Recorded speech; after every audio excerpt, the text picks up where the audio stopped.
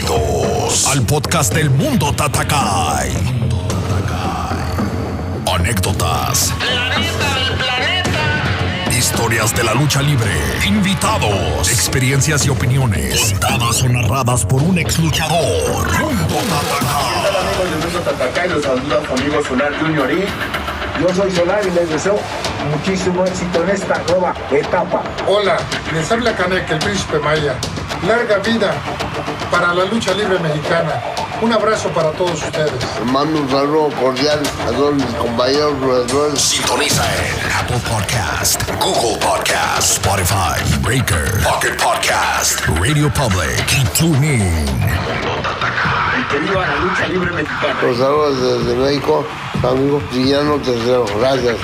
Bye.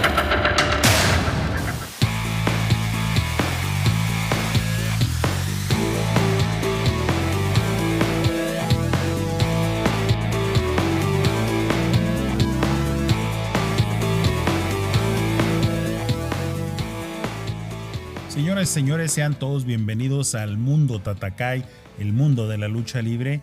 Y pues hoy estamos muy contentos porque, pues como saben, tenemos una muy buena entrevista. Yo sé que siempre lo digo así, pero hoy va a ser algo muy especial.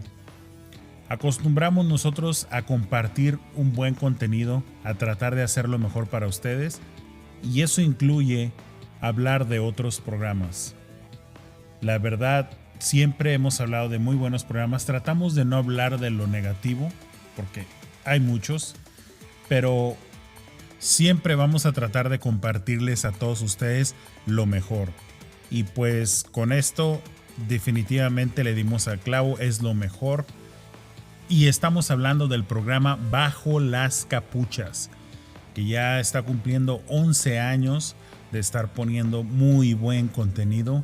Y la verdad, pues esta persona que tenemos es una de las enciclopedias más grandes de lucha libre, que para mí es el número uno por la simple razón de que está metido en el medio, fue luchador, entrenó, estuvo conociendo muchos luchadores y estuvo compartiendo muchas cosas en revistas en muchos años, que ya vamos a hablar de eso, pero es simplemente el mero mero de la lucha libre. Así que pues tenemos el gran gusto de tener hoy con nosotros a ni más ni menos que el testigo desde Bajo las Capuchas. Esta vez van a aprender muchas cosas. Es obviamente imposible hablar de todo lo que sabe esta persona, pero les va a encantar este programa. Vamos a hablar de muchas experiencias, de anécdotas, cosas que nadie o muy poca gente se imagina de qué ha pasado con ciertos luchadores muy famosos, muy populares que todos queremos y que todos recordamos. Así que pues este episodio van a tener una buena cátedra de lucha libre. También pues saludando a las nuevas ciudades. Esta ciudad nueva es Querétaro, y ya nos están escuchando en Querétaro, así que un saludo muy grande para todos ustedes. Esperemos que este contenido sea de su agrado, que escuchen este episodio y que regresen a escuchar los demás para que se pongan al corriente. Así que un muy buen programa, la verdad, uno de los mejores que vamos a tener en el podcast. Así que comenzamos.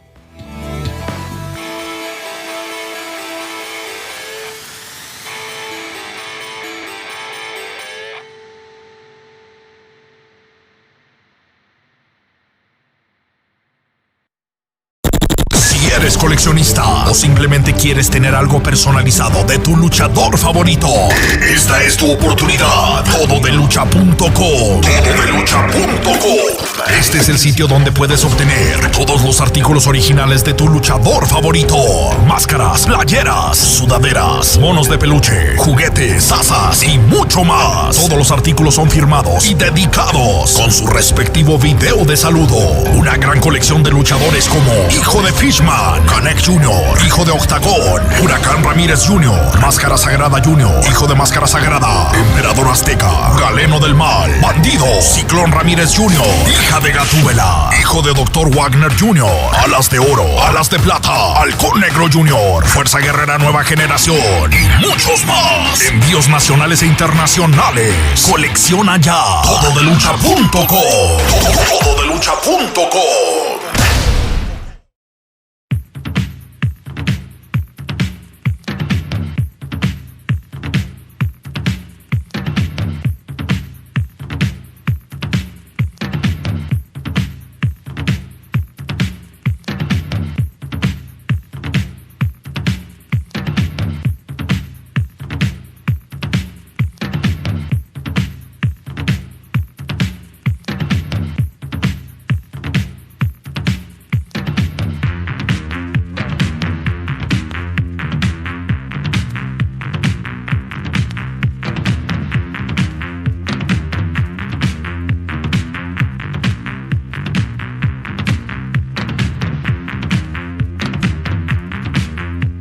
Y señoras y señores, como ya lo hemos comentado anteriormente, pues nos gusta exaltar lo mejor y lo más bello de este gran deporte que nos apasiona a muchos de nosotros. Y esta es una prueba de que nos gusta compartir lo mejor.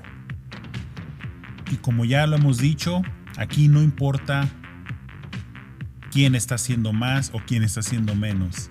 Pero cuando ves una persona altamente informada, altamente involucrada, pues obviamente lo vamos a compartir con todos ustedes. Así que hoy tenemos un gran invitado de un gran programa que se llama Bajo las Capuchas.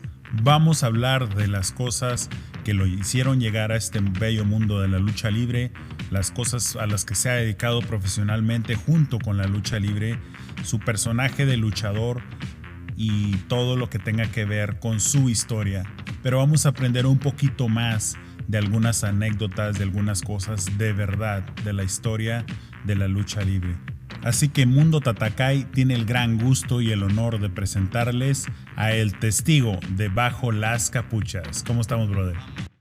Pues bien, pues muchísimas gracias, señoras y señores, niños y niñas, caramelos y bolitas, queridos hermanos y únicos amigos, me da mucho gusto estar con ustedes y contigo, y evidentemente estamos puestos y listos para lo que tú quieras preguntar. Como dicen aquí en México, decía cierto personaje, pregúntame, man. Pues primero que nada, muchas gracias por estar aquí con nosotros.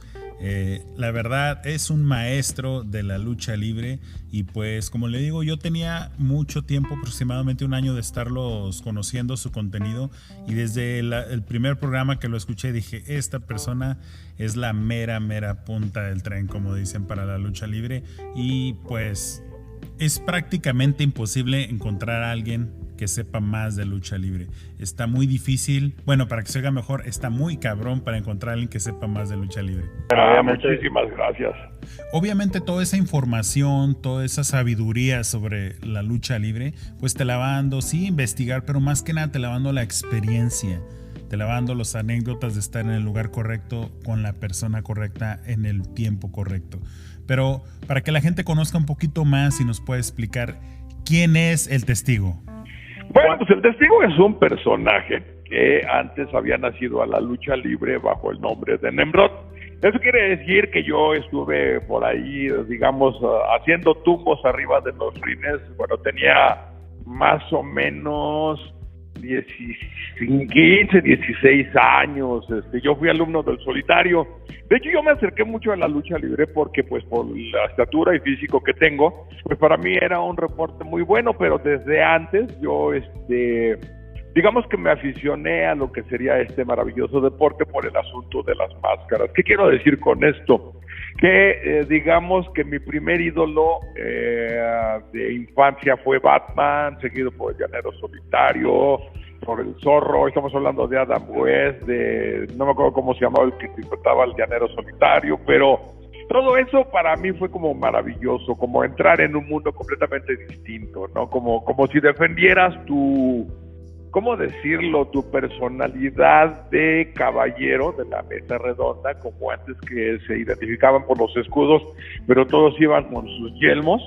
Más o menos la lucha libre era lo mismo, y el hecho de que también pudieran ser identificados como superhéroes para mí fue maravilloso. Y después cuando conocí al Santo, pues ahí fue ya donde caí de redondito y listo y puesto aquí a lo que sería el asunto de la lucha libre. Y bueno, pues yo estuve estudiando en la Escuela de Periodismo Carlos Septién García. Para la gente, perdón por interrumpir, para la gente que no te conoce físicamente o que te mencionabas tu físico, él más o menos, hagan de cuenta, Tinieblas, bueno, el hijo de Tinieblas es un poquito más alto, así que más alto que Tinieblas Jr., de esa altura.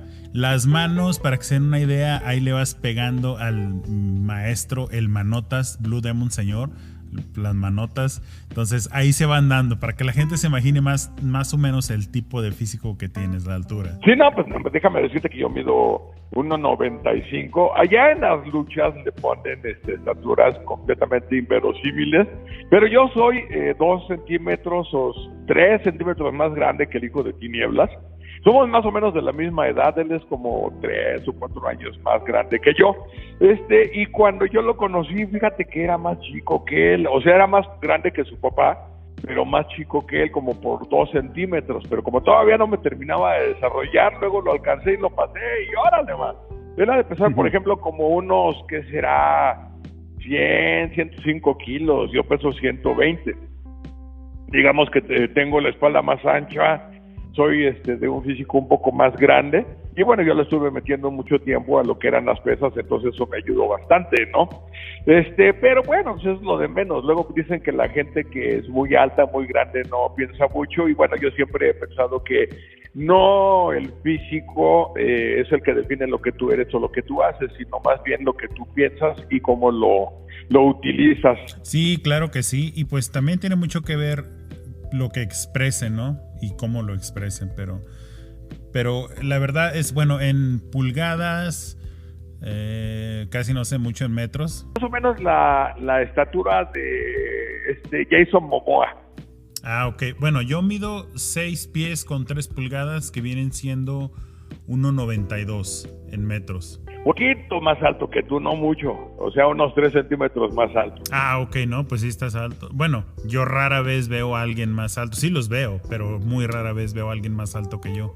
En ese sentido, de ver más gente más alta que tú, yo también pienso que no va a haber nadie, pero cuando yo veo gente más alta que yo, no me lo vas a creer, pero es como de una cabeza, llevan una cabeza más de lo que yo mido. Y bueno, por ejemplo, uno de esos fue el Gigante Silva, que lo fui a entrevistar hará como 22 o 23 años, cuando estaba haciendo promoción ahí en la Arena México. No, hombre, qué madrazo de persona. O sea, si piensas que mis manos son grandes, ese güey con su mano me rodeaba toda la cabeza. No, es horrible eso. O sea, se te parece uno de 2, 3 centímetros hora, pero a mí no me ha tocado, me han tocado unas cosas, pero gigantescas, va. Sí, me imagino, pero bueno, continuamos ahí, disculpa por interrumpir, pero continuamos. Nos contabas que estabas estudiando. Sí, estuve estudiando en la Carlos Septién García, periodismo. Al mismo tiempo también estuve estudiando actuación, o sea, digamos que el titiritero del que está abajo de la máscara, es maestro de actuación, de dirección, etcétera, también de cine, todo este tipo de cuestiones, que al final de cuentas para mí están como más o menos hermanadas con lo que sería el periodismo. ¿Por qué? Porque tú, digamos, en la comunicación utilizas muchos cámaras, sabes cómo vas a tomar las filmaciones, etcétera, la locución, todo este tipo de situaciones, ¿no? Por ejemplo, yo soy locutor también, y eso pues lo expreso dentro de lo que sería el programa de Bajo los Capuchas, sobre todo con este personaje del testigo. No mucha gente me conoce, pero ellos te podrían decir que no tiene que ver nada con el que estás hablando en este momento. Es muy sangrón el otro güey. Más serio. Que es más serio, más mamila. Por eso me cae gordo. Pero bueno, ni modo. Lo bueno es que me saca de la maleta como en estas ocasiones, y aquí estamos para servirte, man. No, pues gracias. ¿Y dónde empieza ya el contacto más directo? Bueno, ya nos contaste cómo fue el contacto, pero más directo con la lucha libre. Porque periodismo, pues puedes irte a muchos rangos, ¿no? Pero ¿cuándo llega ese contacto directamente con la lucha libre y dices, pues por aquí me voy a ir? Mira, por ejemplo, yo primero empecé a darnos los tumbos, como te dije, allá por 1984, 85 más o menos, y pues te vas hermanando con muchas personas en el camino, pero también te encuentras a otros que son, digamos, los representantes de los medios. Yo, por ejemplo, la primera persona que conocí dentro de la lucha libre fue a un personajillo que trabajaba en la revista Arena de Box y Lucha. Él se llamaba Rubén García Reyes. Nada que ver con Huracán Jr., el que desenmascaró precisamente el hijo de Black Shadow, que también se llama Rubén García. Él trabajaba con Mario Payani y fue mi primer acercamiento a lo que era el mundo de las revistas, ¿no? El mundo de los reporteros. Yo ya traía esa espinita de meterme a lo que sería locución, etcétera, etcétera, y siempre fue un enamorado de lo que sería las tradiciones culturales, aparte de otro tipo de cuestiones. A mí me gusta mucho el cine, tengo una gran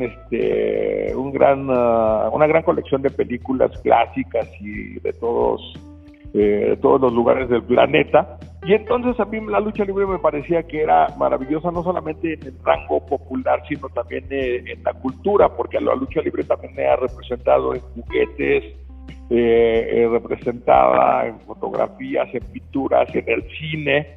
Creo que México es el único país del mundo que tiene ese rubro cinematográfico de cine de luchadores, y que pues ahorita ya no se está llevando a cabo, pero como que se le necesitaba dar ya para que sobreviviera en este tiempo un auge más intelectual, lo cual no sucedió, pero esperemos que en algún momento esto regrese. O sea, digamos que después del Santo, Demon y Mil Máscaras, ya muy pocos luchadores, sobre todo de los de mediana edad, como el Tarta, o sea, Atlantis, Octagon, pues no tenían ese ángel y carisma, y mucho menos sabían hablar, entonces no la hicieron dentro de lo que sería el mundo de la lucha libre, ¿no? Pero todo eso marca lo que es la parte cultural del deporte, más allá del deporte en sí. O sea, un luchador profesional, sin máscara, sin botillas especiales, ni mucho menos, es simple y sencillamente un luchador amateur que puede ser que llame la atención de cierto público muy pequeño, digamos aquí en la UNAM,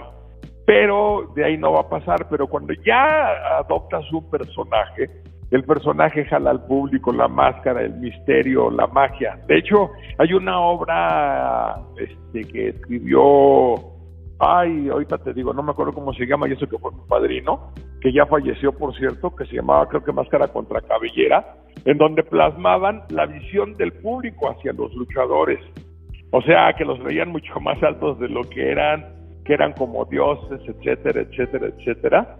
Víctor Hugo Rascón Banda, ya me acordé. Y ahí es como la visión mágica y poética que le dan los intelectuales a la lucha libre. Uno de ellos era precisamente, mi querido amigo que me presentó también un libro. Perdóname, es que ahorita como ando con lo de la pandemia y que me vaya a dar algo, nada, es cierto, pero sí anda uno medio distraído.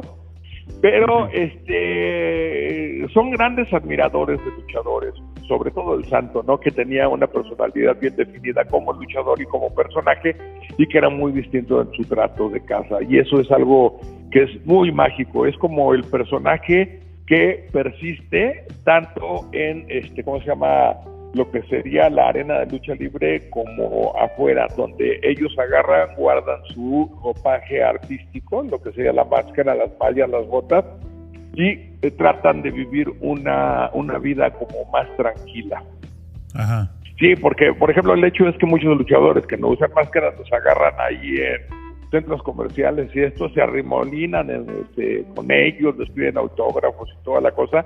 Y la verdad es que cuando tú estás dentro del ambiente en donde sí te ven con la máscara y todo, es muy agradable, muy padre, pero como que de repente quieres salir de ese rubro y tener paz, tranquilidad, como cualquier persona normal. Por ejemplo, ese es el hecho del testigo. El testigo, aunque yo interpreto este personaje, puede ser cualquiera de los que se llegan a una arena a presenciar una cuestión de lucha libre. Todos son testigos de lo que está sucediendo ahí. Y digamos que lo mío es una representación de cualquier persona que pudiera asistir a una arena. Ok, entonces por eso se llama el testigo, el personaje. Exactamente, el testigo, el personaje, pero ya dentro de los medios. Como luchador era Nemrod. Ok. ¿Y cuándo empiezas con las columnas para las revistas de lucha libre?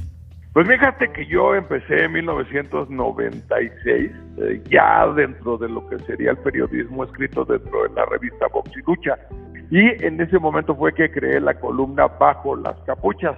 Mi forma de escribir no tenía nada que ver con la forma en que yo tengo para hablar y para comunicarme, digamos, así como lo estoy haciendo contigo o en video, sino más bien es como más seria, como más ceremoniosa, como otro rollo. Sí, como la otra vez estaba escuchando como cuando empezaron Bajo las Capuchas, ¿no? En los audios. El Tigre Mauricio puso un audio de cuando empezaban y se te oía la voz más seria, más muy buenas tardes, estamos así como más serio. ¿Ese era el estilo? Yeah. Lo que pasa es que se lo controlaba mi titiritero porque no sabía ni qué onda, pero cuando ya terminé de salir ya no me controló el güey Pero sí, es que me cae gordo. Fíjate que, ¿sabes cuál es el gran problema? La lucha libre tiene de todo. Tiene humor, tiene jiribilla, como lo decimos aquí en México, y todos quieren hablar como si estuvieran ahí en el Palacio de Bellas Artes, y no, es que los señores luchadores, no mames, güey, o sea, perdón por hablar así, pero pues así siempre hablo, ¿no? Aquí se puede, no te preocupes. Bueno, porque mi programa yo siempre lo hago que no se pueda, pero bueno, ese es otro rollo. El asunto es que los luchadores no creas que hablan así con toda propiedad, ni mucho menos. Hay mucho cotorreo, hay muchos apodos, y lo que tratamos de mostrarle a la gente es la lucha libre tal y como es, tanto históricamente como cuando, más o menos como se maneja dentro de lo que sería el ámbito total de la lucha libre, como cuando llegan a cobrar a la Arena México o a las oficinas de AAA, cómo se llevan, cómo se hablan. Hay muchos que se asustan, que dicen, es que tú le dices a Atlantis el Tarta, pues así se le dice, cabrón. O sea, tú llegas ahí a la Arena México, ¿qué onda ese tartamudo? ¿Cómo estás? ¿O qué onda tú, lo otro que fue y que vino? Estamos tratando de adentrar a la gente a lo que sería el verdadero mundo de la lucha libre, pero hay muchos que se quejan, digo, pues no sean maricas, güey, o sea, ves, pero la forma en que nos tratamos ahí es esta, es la neta. Sí, claro que sí. Digo, no te lo había comentado, pero pues yo también soy ex luchador, entonces muchas veces la gente no se da cuenta o piensa que son como tú dices, no los tienen otro concepto. Y como te digo, o sea, es exactamente lo que estás explicando y es el concepto que nosotros tenemos para el podcast. De hecho, siempre ha sido la intención, hablar un detrás de, que la gente conozca realmente lo que pasa un luchador y lo que vive un luchador, lo bueno y lo malo. Entonces, que muchas veces pues ellos no tienen oportunidad de ver a un luchador más que arriba del ring, se baja del ring, una foto y un autógrafo y hasta ahí. Entonces el concepto del podcast pues siempre ha sido ese, hablar un poquito detrás de, y como tenemos la experiencia de estar en los vestidores con ellos, convivir, después ir a comer, después ir a un hotel, entonces hay muchas cosas, muchas anécdotas que podemos contar de la vida real de un luchador, de un personaje, y tal vez no tanto del personaje, sino de la persona que le da vida al personaje. Entonces eso que estás explicando es exactamente el concepto que estamos manejando aquí en el podcast, y le ha gustado mucho a la gente porque pues ha conocido un poquito más el detrás de un luchador o de un deporte. No, pues yo te felicito porque esa es la forma de hacer las cosas. La verdad es que hacer neto y no tratar de engañar a la gente, porque muchos de los podcasts o de los programas lo que hacen es, y es que este señor, y este y lo otro, y que fue y que vino. No mames, no, la cosa no es así. De hecho, por ejemplo, con respecto al wrestling, sí comentamos lo que pasa realmente y que la misma gente de la WWE lo acepta, como el asunto de que supuestamente el Rey Misterio perdió un ojo, pero que es parte del show, como cuando se suicidó el que era el Pegasus Kid, ya no me acuerdo cómo se llamaba. Chris Benoit. Chris Benoit, que te acuerdas que estaban haciendo ahí un show con el señor McMahon, que se había muerto y que le habían explotado el coche y no sé qué tanto, y de repente salió y dijo, pues saliéndonos de la historia, vengo a pedir un homenaje a Chris Benoit, que la chingada. O sea, eso en la WWE es totalmente normal y cierto, ¿no? Es como parte del show. En México pues es completamente distinto. Sí, claro que sí, y como te comento, pues siempre ha sido el concepto que hemos manejado y siempre va a ser el mismo concepto, alejado del amarillismo, alejado de esto, que sí lo hay, sí hay muchas cosas que pueden hablar, pero más que nada, como lo decimos, compartir con la gente algo detrás de, pero pues ahorita está muy de moda esta palabra, pero digámoslo, una información más orgánica, más real de lo que pasa en la lucha libre. Como lo decimos, pues hay muchas cosas tratando de engrandecer el deporte, porque pues, si hablamos de lo negativo, pues también hay muchas. O sea, no hablamos de luchadores que no son luchadores, o de los referees que denigran el deporte, como que ya no se sabe si son referees o son luchadores, los promotores que realmente son una basura para este deporte, pero igual ahí están. O sea, tratamos de no hablar de eso porque sí existe. O sea, no es como que vamos a puro bonito, puro positivo. No, o sea, todo eso existe, pero no deja de ser más que una opinión mientras la gente lo siga. Entonces, tratamos de usar ese concepto y que la gente busque más algo positivo, o busque más algo más que positivo, pues algo que le sirva dentro de este deporte. Eso es muy importante. Sí, claro, y todo esto nace de, tengo una fractura en un tobillo, y estando ahí acostado sin hacer nada, literalmente porque no podía, surge esta idea, primero del canal de YouTube y el podcast como referencia para que la gente nos escuchara antes del canal. Pero después de eso, pues ya empezamos el podcast y todo eso. Entonces yo, no sé, un día por curiosidad dije, bueno, estoy haciendo un podcast de lucha libre, ¿habrá más? Entonces me pongo a buscar y pues el primero que me sale, y no le vamos a hacer comercial, pero sale el de tu amigo Figueroa, Roberto Figueroa, que es una de las personas que más ha denigrado este deporte. Y en cuanto lo dije, no, lo quité y busqué otro. Ay, el niño cachetes, mugroso niño cachetes, cabrón. El rey de la payasilucha, mano. No. Que a mí me encanta ese güey porque agarra, se pone a grabar en el teléfono y empieza a regañar a los aficionados. No ven que les estoy dando las mejores luchas del mundo y no me llenan.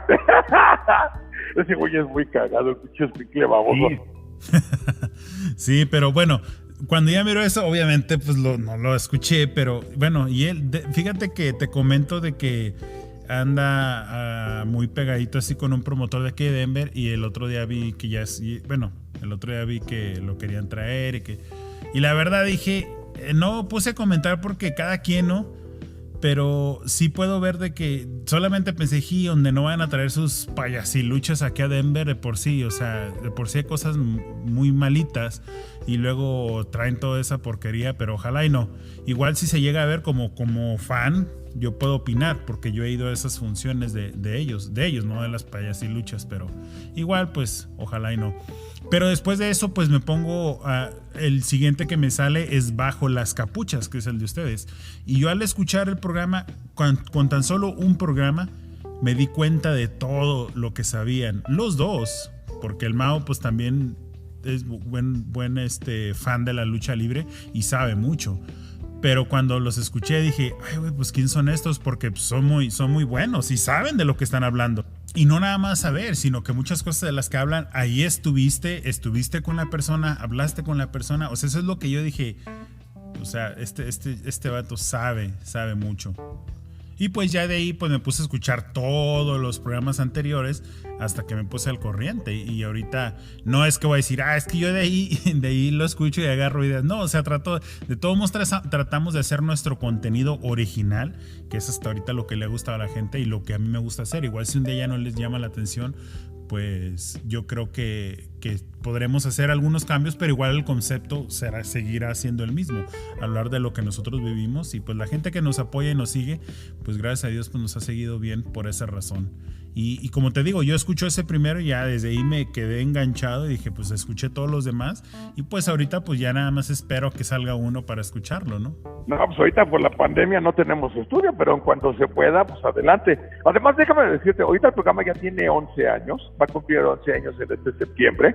De todo lo que es la lucha libre mexicana se cumple años en septiembre, pero bueno, lo que pasa es que nosotros comenzamos en un lugar que se llamaba Cine en Línea, y de ahí fueron como 300, 400 podcasts, y aquí llevamos ya unos 5 o 6 años en donde se juntó otro bonche, pero un programa nunca se ha repetido en ningún momento, en ningún lugar. De repente el productor, lo que es el Tigre, Mauricio Aguatl, saca programas de los viejos y como que los mete para que la gente escuchara lo que sucedía hace 10 años. Y ahora, por ejemplo, con lo que me acabas de decir de que yo vivía todo dentro del deporte, no, pues porque yo no conocí, digamos, ni siquiera había nacido cuando el santo desenmascaró a Black Shadow, pero sí me puse a investigar. O sea, todo lo que sería la lucha libre desde su comienzo en 1876, 77, por ahí acá en México, pues eso no lo puedes más que investigar en en la hemeroteca y cuestiones del tiempo, etcétera. No, sí, pero para que la gente me entienda, voy a poner un ejemplo. Sí te entiendo lo que estás diciendo, pero a lo que yo me refiero es, vamos a poner un ejemplo de cuando mucha gente dice, ¿por qué Blue Demon y el Santo nunca se jugaron las máscaras? Entonces ya sale la gente experta, super fans, los que más saben, entre comillas. No es que eso hubiera sido un gran problema para el deporte, eran dos leyendas que los personajes no se podían conjugar, entonces eso es su respuesta, ¿no? Y en Bajo las Capuchas escucho algo pues parecido, pero con el detallito de que no, y aparte la esposa de Blue Demon dijo que pues para qué se jugaba la máscara con alguien que ya ni pelo tenía, o sea, cosas así de privadas. y cosas que se comentó en el medio y que no viene en ningún libro. O sea, por muchos libros que leas, eso no viene en ningún libro. No viene en ningún libro. Bueno, no viene hasta ahorita en ningún libro. Ahora que salga mi libro, ahí va a venir esa anécdota. Ah, pues qué bien, pues lo esperaremos. Y como te digo, sí, pero ese es el punto. O sea, las experiencias que se van ganando con el tiempo, obviamente cuenta mucho estar dentro cuenta mucho todo eso, pero me gusta mucho la pasión también que le tienen al deporte. Y va, como dicen aquí, junto con pegado, ¿no? O sea, es la pasión, pero la pasión yo creo que también se gana mucho porque a uno le costó. Te digo porque pues yo también viví la lucha libre desde adentro. O sea, desde entrenar, de que eran unas friegas y friegas y friegas y ya después llegar a debutar y luego a luchar. Entonces se va ganando ese respeto que a lo mejor mucha gente no lo tiene porque no lo ha vivido de esa forma. Pero a mí es lo que más me gusta, lo que más me divierte, me entretiene del programa de ustedes. Muchísimas gracias, man. Muchas gracias, realmente. Y otra cosa que te quiero preguntar, como ya nos comentaste, pues tú tienes colección de muchas cosas, de películas, de cosas de lucha libre, máscaras, pero ¿cuáles son las 3 cosas más importantes que tú consideres? Digamos que llega el diluvio y se lleva todo, pero puedes sacar 3 cosas. ¿Cuáles serían esas 3 cosas? Bueno, es que ya llegó el diluvio y se lo llevó casi todo, pero bueno, es que mira, yo tuve máscaras, todas originales. Yo no conseguí ninguna máscara con aficionados, ni mucho menos, sino todas las máscaras originales de lo que sería el Santo, de Blue Demon, del Rayo de Jalisco, del Huracán Ramírez. Huracán Ramírez fue muy amigo mío. Cuando yo tuve una empresa aquí en México, yo creé un reglamento de empresa, digamos, no era el reglamento directo de lo que sería la Comisión de Lucha Libre de la Ciudad de México, sino era un reglamento que le daba un plus más a lo que sería nuestras funciones de lucha. Entonces, don Daniel, yo le pedí, lo acababan de correr de la Comisión de Lucha por algo que se le hizo muy injusto, le pedí que fuera nuestro juez de ring y él aceptó ser juez de ring. Ahora, ¿por qué te hablo de don Daniel? Porque mi amistad con él fue maravillosa al grado de que un día llegué yo con una máscara del Santo rota y yo iba así decirle a ver si de pura chiripada pegaba, ¿no? Nada más cuando vio la máscara del Santo me dijo, mándala a arreglar, toma, te doy la máscara del Santo mía. ¡Oh! No tienes idea, qué fregonería. Y mucho más cuando me enteré que la máscara era la misma que había utilizado el Santo en su primer película. Creo que era la más, Santo contra el Cerebro del Mal, la que filmaron allá en Cuba. Yo cuando vi eso dije, no. Bueno, pues cualquiera se hubiera emocionado así, ¿no? Y entonces no fue la primera película, la de la Hacha Diabólica. No, la primera película eran 2. No, la de la Hacha Diabólica fue años después. La primera película era Santo contra el Cerebro del Mal. Ah, sí. Santo contra los Hombres Infernales, y estamos hablando de 1961 por ahí. Lo que pasa es que el Santo no fue el primero de los, las películas del Santo no fueron las primeras que salieron sobre lucha libre. Las primeras fueron en 1952, el mismo año cuando el Santo desenmascaró a Black Shadow, salieron las películas El Luchador Fenómeno con Resortes, la de El Enmascarado de Plata con el Médico Asesino. El Enmascarado de Plata era un seudónimo que inventó José G. Cruz, y el mismo José G. Cruz fue el que hizo la historia de, del Enmascarado de Plata, de la película con el Médico Asesino. Eso, querían al Santo, lo querían contratar a él para que él hiciera el papel del Médico Asesino, pero el Santo dijo no, era muy tímido y no se sintió con la seguridad de hacer un buen trabajo en el cine, entonces se negó. Esto es una anécdota muy importante. ¿Y esto fue antes o después de la historieta? No, ya la estaba haciendo. Ah, ok, ya se estaba haciendo. O sea, la historieta al mismo tiempo ya estaba saliendo que la película del Enmascarado de Plata. Solamente que en ese tiempo los productores de lucha libre, como apenas iban a explorar lo que era el territorio de la pantalla de plata para el deporte, pensaron que no iba a haber, que no iban a ser los mismos aficionados los que compraban la historieta del Santo que los que veían las películas. Pero después se demostró que sí, por eso, ahorita te digo, Fernando Osés, que era un luchador español que vino aquí a México junto con Eduardo Bonada, fue el que convenció al Santo, a final de cuentas, de empezar a hacer cine. Pero antes José G. Cruz no pudo convencer al Santo de hacer películas de luchadores. ¿Cómo ves? Y déjame decirte, era el Huracán Ramírez, el Enmascarado de Plata, la Bestia Magnífica y otra vez el Luchador Fenómeno, Huracán Ramírez, la Bestia Magnífica y el Enmascarado de Plata. Fueron las primeras 4 películas de lucha libre en 1952, reiterando que fue el mismo año cuando el Santo desenmascaró a Black Shadow. Ok, bueno, pues ahí tenemos una cosa más, otra cátedra más de lucha libre para el podcast. Y digo para el podcast porque pues son cosas que a lo mejor no mucha gente sabía o sabíamos, pero a eso me refiero, con ese lujo de detalles que tiene la información. ¿Te has encontrado alguna vez una persona que sepa igual o más de lo que sabes de lucha libre?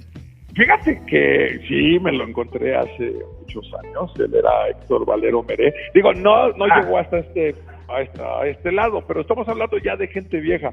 Haz de cuenta que yo fui el último de los viejos o el primero de los nuevos, exactamente en el punto medio donde yo me encuentro.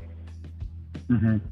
Sí, por ejemplo, a mí me tocó ver tanto a Héctor Valero Meré como a José Luis, su hermano, como a Mario Payán, que era el director de Arenas de Box y Lucha, o el director de Box y Lucha, que era Clavel, no me acuerdo cómo se llamaba, pero ese era su apelativo. O sea, sí conocía gente, pues el que era mi gran amigo, el árbitro, que era, te puedo decir, en realidad el decano de los locutores, bueno, más bien de los cronistas de lucha libre aquí en México, aunque el amigo de siempre de él se hace llamar o se autonombra el decano. No es cierto, acaba de fallecer apenas por COVID el árbitro, pero yo tuve una gran amistad con él y pues platicamos muchísimas cosas, ¿no?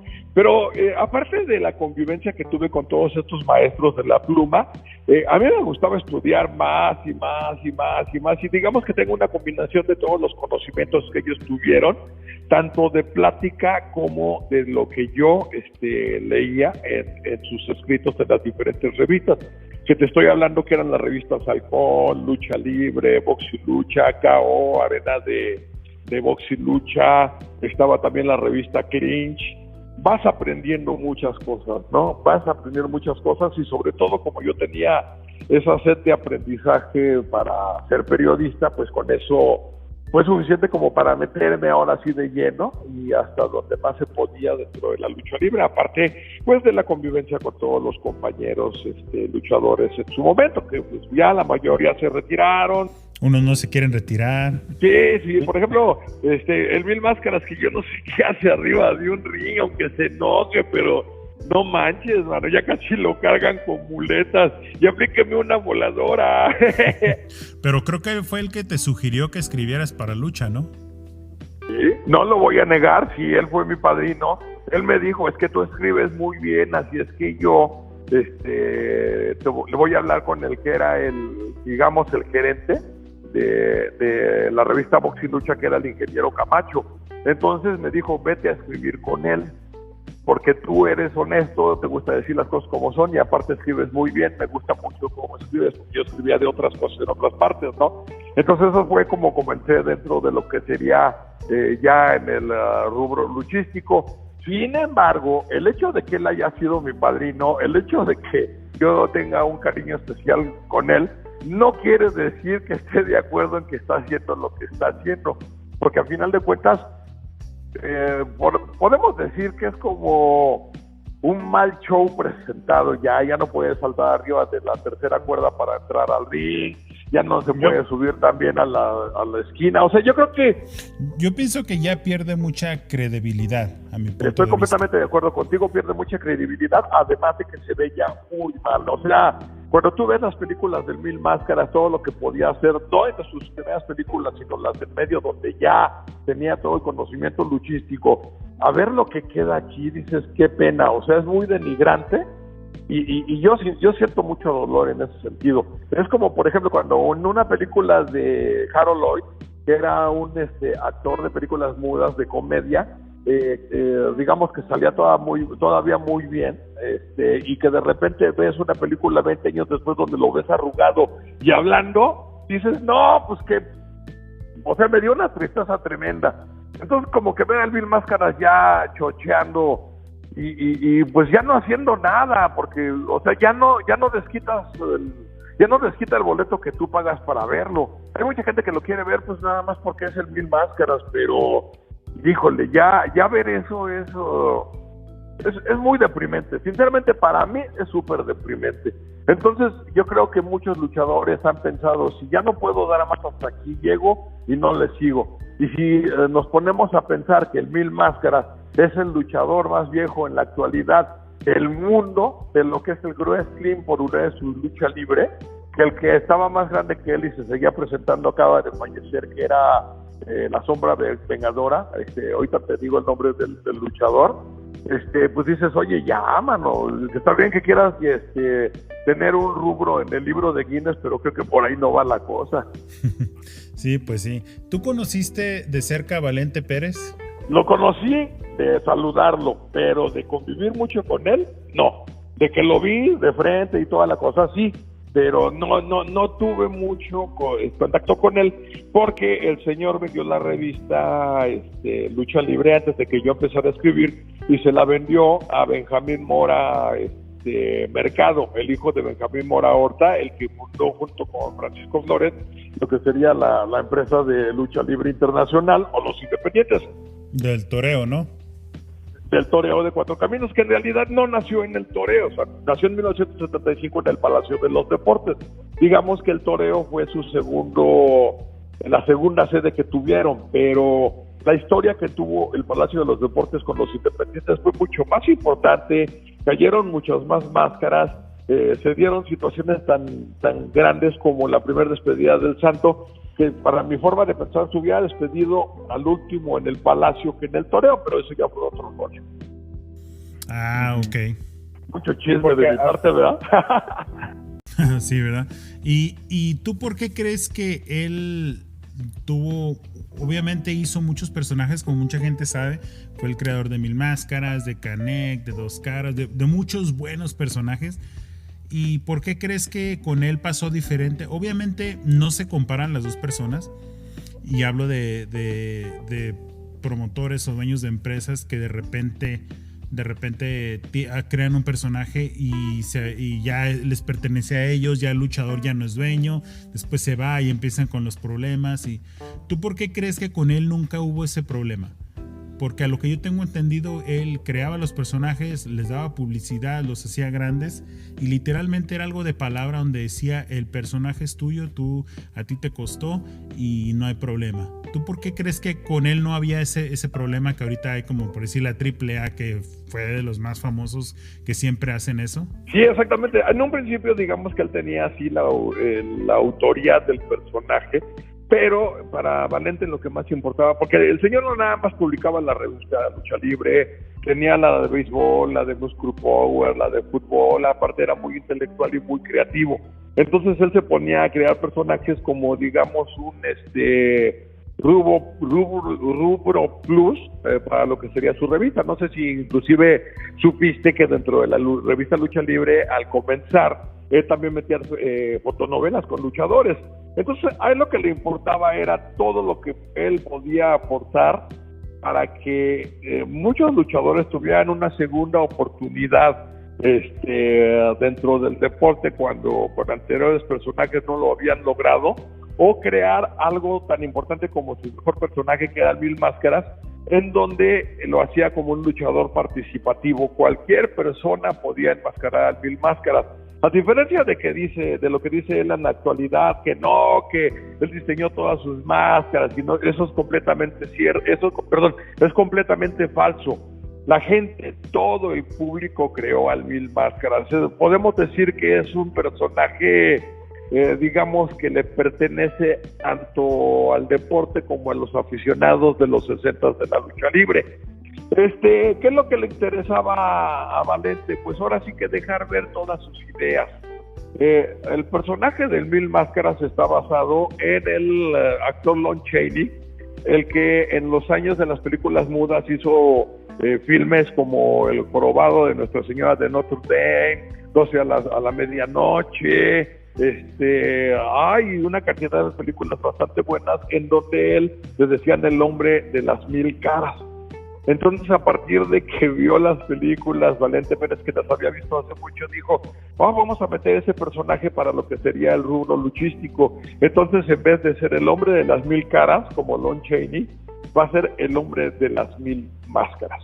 Y por otra parte, déjame decirte que el luchador que en la actualidad hizo famoso al 1000 máscaras no es el original, él es 1000 máscaras segundo. El As de Oros, ahorita te digo cómo se llama, fue el primer luchador que fue fotografiado como 1000 máscaras dentro de las páginas de la revista Lucha Libre. Oh, sí, esto lo dijeron ustedes en un podcast y no tiene mucho que lo estaba escuchando. Ajá, ahorita no me acuerdo cómo se llamaba, pero había sido un Mister México, señor, al igual que el 1000 máscaras, nada más que anterior, solamente que de estatura era mucho más bajo que el actual portador de la máscara de 1000 máscaras. Entonces, cuando empezó ya a salir como 1000 máscaras, de hecho traía una máscara elaborada por Deportes Martínez que no tenía más que una M blanca y la máscara toda negra, pues como que hubo desacuerdos con Valente Pérez y decidió dejar el personaje. Él posteriormente se enmascaró como el As de Oros, perdió la máscara allá en Puebla y llegó a tener un tercer personaje que yo no lo puedo mencionar por respeto, pero que también no fue la superestrella, pero tuvo mucho auge dentro del deporte de la lucha libre. Nada más que no me acuerdo cómo se llamaba. En cuanto me caiga aquí el 20, yo te digo. Con respecto a lo que me preguntabas, la verdad es que Valente Pérez era una persona, ¿cómo te diré?, que no tenía esa ambición de poder que tienen los de ahora. El mercantilismo no se daba en esos tiempos. Porque, por ejemplo, yo te puedo decir que todos los personajes de la lucha libre fueron creados por otras personas. El Santo, por don Jesús Lomelí, que era matchmaker y referee de la Arena México. Blue Demon fue creado por Rolando Vera, pero la verdad, el verdadero nombre que le iban a poner fue Blue Diamond, o sea, diamante azul en inglés. Pero por alguna cuestión se les atravesó el demon y ese fue el que se quedó. El Huracán Ramírez es creado por Joselito Rodríguez para las películas. El Rayo de Jalisco era de Philly Espinosa, o sea, casi ningún personaje fue creado por el mismo luchador. Ok. ¿Y por qué el Rayo de Jalisco, señor, fue creado y la máscara se parecía mucho, bueno, de hecho era casi idéntica a un personaje de La Sombra Vengadora, creo que se llamaba, en Sudamérica? ¿O cuál fue el primero? ¿Fue primero el Rayo de Jalisco? No. La Sombra Vengadora surgió primero que el Rayo de Jalisco. La Sombra Vengadora es el protagonista de una película que se llamaba precisamente así, La Sombra Vengadora. Y la verdad es que el Rayo de Jalisco sí se fusiló el personaje, le varió un poco a lo que sería el rayo de la parte del medio y le puso 2 rayos en las mallas. La Sombra Vengadora nada más tenía el rayo de un solo lado y la máscara variaba un poquito, tenía como que el pico de la nariz del rayo lo tenía más hacia abajo y tenía otros detallitos en el rayo. Y el equipo, como te acabo de mencionar, tenía un solo rayo, creo que en la pierna izquierda, y una banda blanca, y el personaje era interpretado por Fernando Osés, el mismo que convenció al Santo de hacer las películas. Pero primero fue La Sombra Vengadora y después fue el Rayo de Jalisco. Ok, no, pues otra iluminación. Sí, es que luego mucha gente piensa, no, es que primero el Rayo, que no, para nada, primero fue La Sombra. Ya el Rayo se lo fusiló, pero no fue igual y pues ahora sí que el Rayo alcanzó pues un rubro tan grande que dentro de la historia de la lucha libre las 5 más grandes leyendas son el Santo, Blue Demon, Huracán Ramírez, el Rayo de Jalisco y el Médico Asesino. El Médico Asesino la gente no lo recuerda mucho porque murió muy joven de cáncer. Por lo mismo, pues aquí, salvo de repente uno clavado viendo películas viejas, se da cuenta de la calidad y la presencia de este señor, que cuando era Televicentro competencia de la empresa mexicana de lucha libre, que en ese entonces todavía no existía la Arena México como tal, y que su mayor sede era la Arena Coliseo, la competencia directa entre personajes punteros era Santo contra el médico asesino. Uh-huh. Y no que lucharan uno en contra de otro, sino que era cada uno representación de su propia empresa. ¿Cómo ves? O sea, el Santo de la empresa mexicana de lucha libre y el médico asesino de Televicentro de Jesús Gas Hernández, que era el promotor en ese entonces cuando televisaban las luchas en 1952 también. Por eso hizo la película del Enmascarado de Plata, precisamente el médico asesino. Ah, ok. Y otro de los grandes personajes de la historia de la lucha libre que mucha gente recuerda, y no por el Junior, sino por él, fue una de las personas con las que conviviste y más que nada compartiste muchas cosas muy de cerca, que es el Solitario. ¿Qué nos puedes contar de anécdotas cómo era el Solitario? Aparte de lo Casanova que era, ¿no? Pues mira, sí era muy noviero. Mira, esto ya lo he contado varias veces en el podcast. Yo tuve una relación muy estrecha y muy cercana con el Solitario. Él vivía en Vizcaínas 22, Interior 103, en la colonia Centro. Estaba, ¿cómo te diré? Es que, ¿qué podría darte como referencia? Cerca como del Salto del Agua, a un lado de uno de los más grandes gimnasios que existieron. No me acuerdo ahorita cómo se llamaba, pero yo llegué a entrenar ahí, que era como una especie de edificio flaco, donde en la parte de arriba tenían lo que era su ring, su colchón para entrenar. Entonces, el Solitario, la verdad, un gran personaje, una gran persona. No voy a hablar de sus situaciones familiares, porque bueno, yo creo que es algo que le corresponde a ellos, pero era un tipo que se quitaba la camiseta por ti. Si veía a un pordiosero en la calle y que se estaba muriendo frío, se quitaba una camiseta, lo que necesitara, y ahora se le daba. Era un tipo muy dadivoso, un tipo que sí te daba muy buenos consejos, que te cuidaba. Llegamos al grado tal de que un día le pregunté, oye, ¿y quién va a ser el Solitario nuevo? ¿Va a haber otro que continúe esto? Y él me dijo, no, mis hijos no van a continuar esto, yo no los quiero con esa máscara. El Solitario tenía el hijo mayor, porque el que está ahorita denigrando, y lo digo con todas sus palabras, denigrando el personaje, fue el que pretendió ser primero el Solitario, pero la verdad es que la vida de un luchador es tan difícil que cuando él se vino acompañando a su papá, viviendo ahí en el departamento y toda la cosa, no aguantó, pero no aguantó nada lo que era, digamos, la rutina de un luchador profesional de ese tiempo. Y estamos hablando de que cuando este muchacho vino aquí a México, pues habrían sido la década de los 70s. El actual Solitario obtuvo el nombre nada más porque se murió su papá. Si no, olvídalo, no habría ese Solitario. Y a lo mejor, no lo sé si hubiera prosperado el asunto, pero el hecho es que en esa plática donde te digo que estuvimos en su casa, ahí en el departamento, estaba César Valentino y estaba Lismar de testigos, y de hecho en el programa de Bajo las Capuchas, el último que tuvo Lismar en su vida, lo recordamos en el sentido de que le dije, bueno, ¿y cómo me ves a mí? Y dice, pues el nombre te queda grande. Pues a cualquiera le quedaría nombre el grande, el nombre, pero tú cómo ves, ¿sabes qué? Me gusta, tienes mucha estatura, cualidades, vamos a empezar a trabajar esto. Lastimosamente se nos atravesó la muerte del Solitario, y por lo mismo pues ya no pude optar por eso fue que yo decidí ponerme Nemrod, que era el nombre con el que iba a aparecer en algunas de las revistas de arena de box y lucha. De eso hicimos una sesión de fotografías con Lilian Campos, ahorita que hablabas de lo noviero que era el Solitario en Chapultepec, pero ya no se dio, ya no sucedió nada. Yo perdí contacto con Rubén García, que era el que estaba haciendo el trabajo, e íbamos a hacer un gran lanzamiento, pero por algo no se dan las cosas. En este sentido, lo único que yo te puedo decir es que me da mucha lástima que un tipo mediocre, bueno para nada, mal luchador, creído, haya tomado el personaje y lo esté denigrando de tal manera como lo está haciendo, al grado tal de que ya no lo quieren ver ni en pintura, ni en el Consejo Mundial de Lucha Libre, ni en la AAA, ni en ninguna empresa que valga la pena. Creo que el único que le da buenos lugares cuando hace funciones es el hijo del santo, pero ese muchacho no vale mucho, sinceramente. Y eso de muchacho ya es un decir, ya tiene sus añitos encima.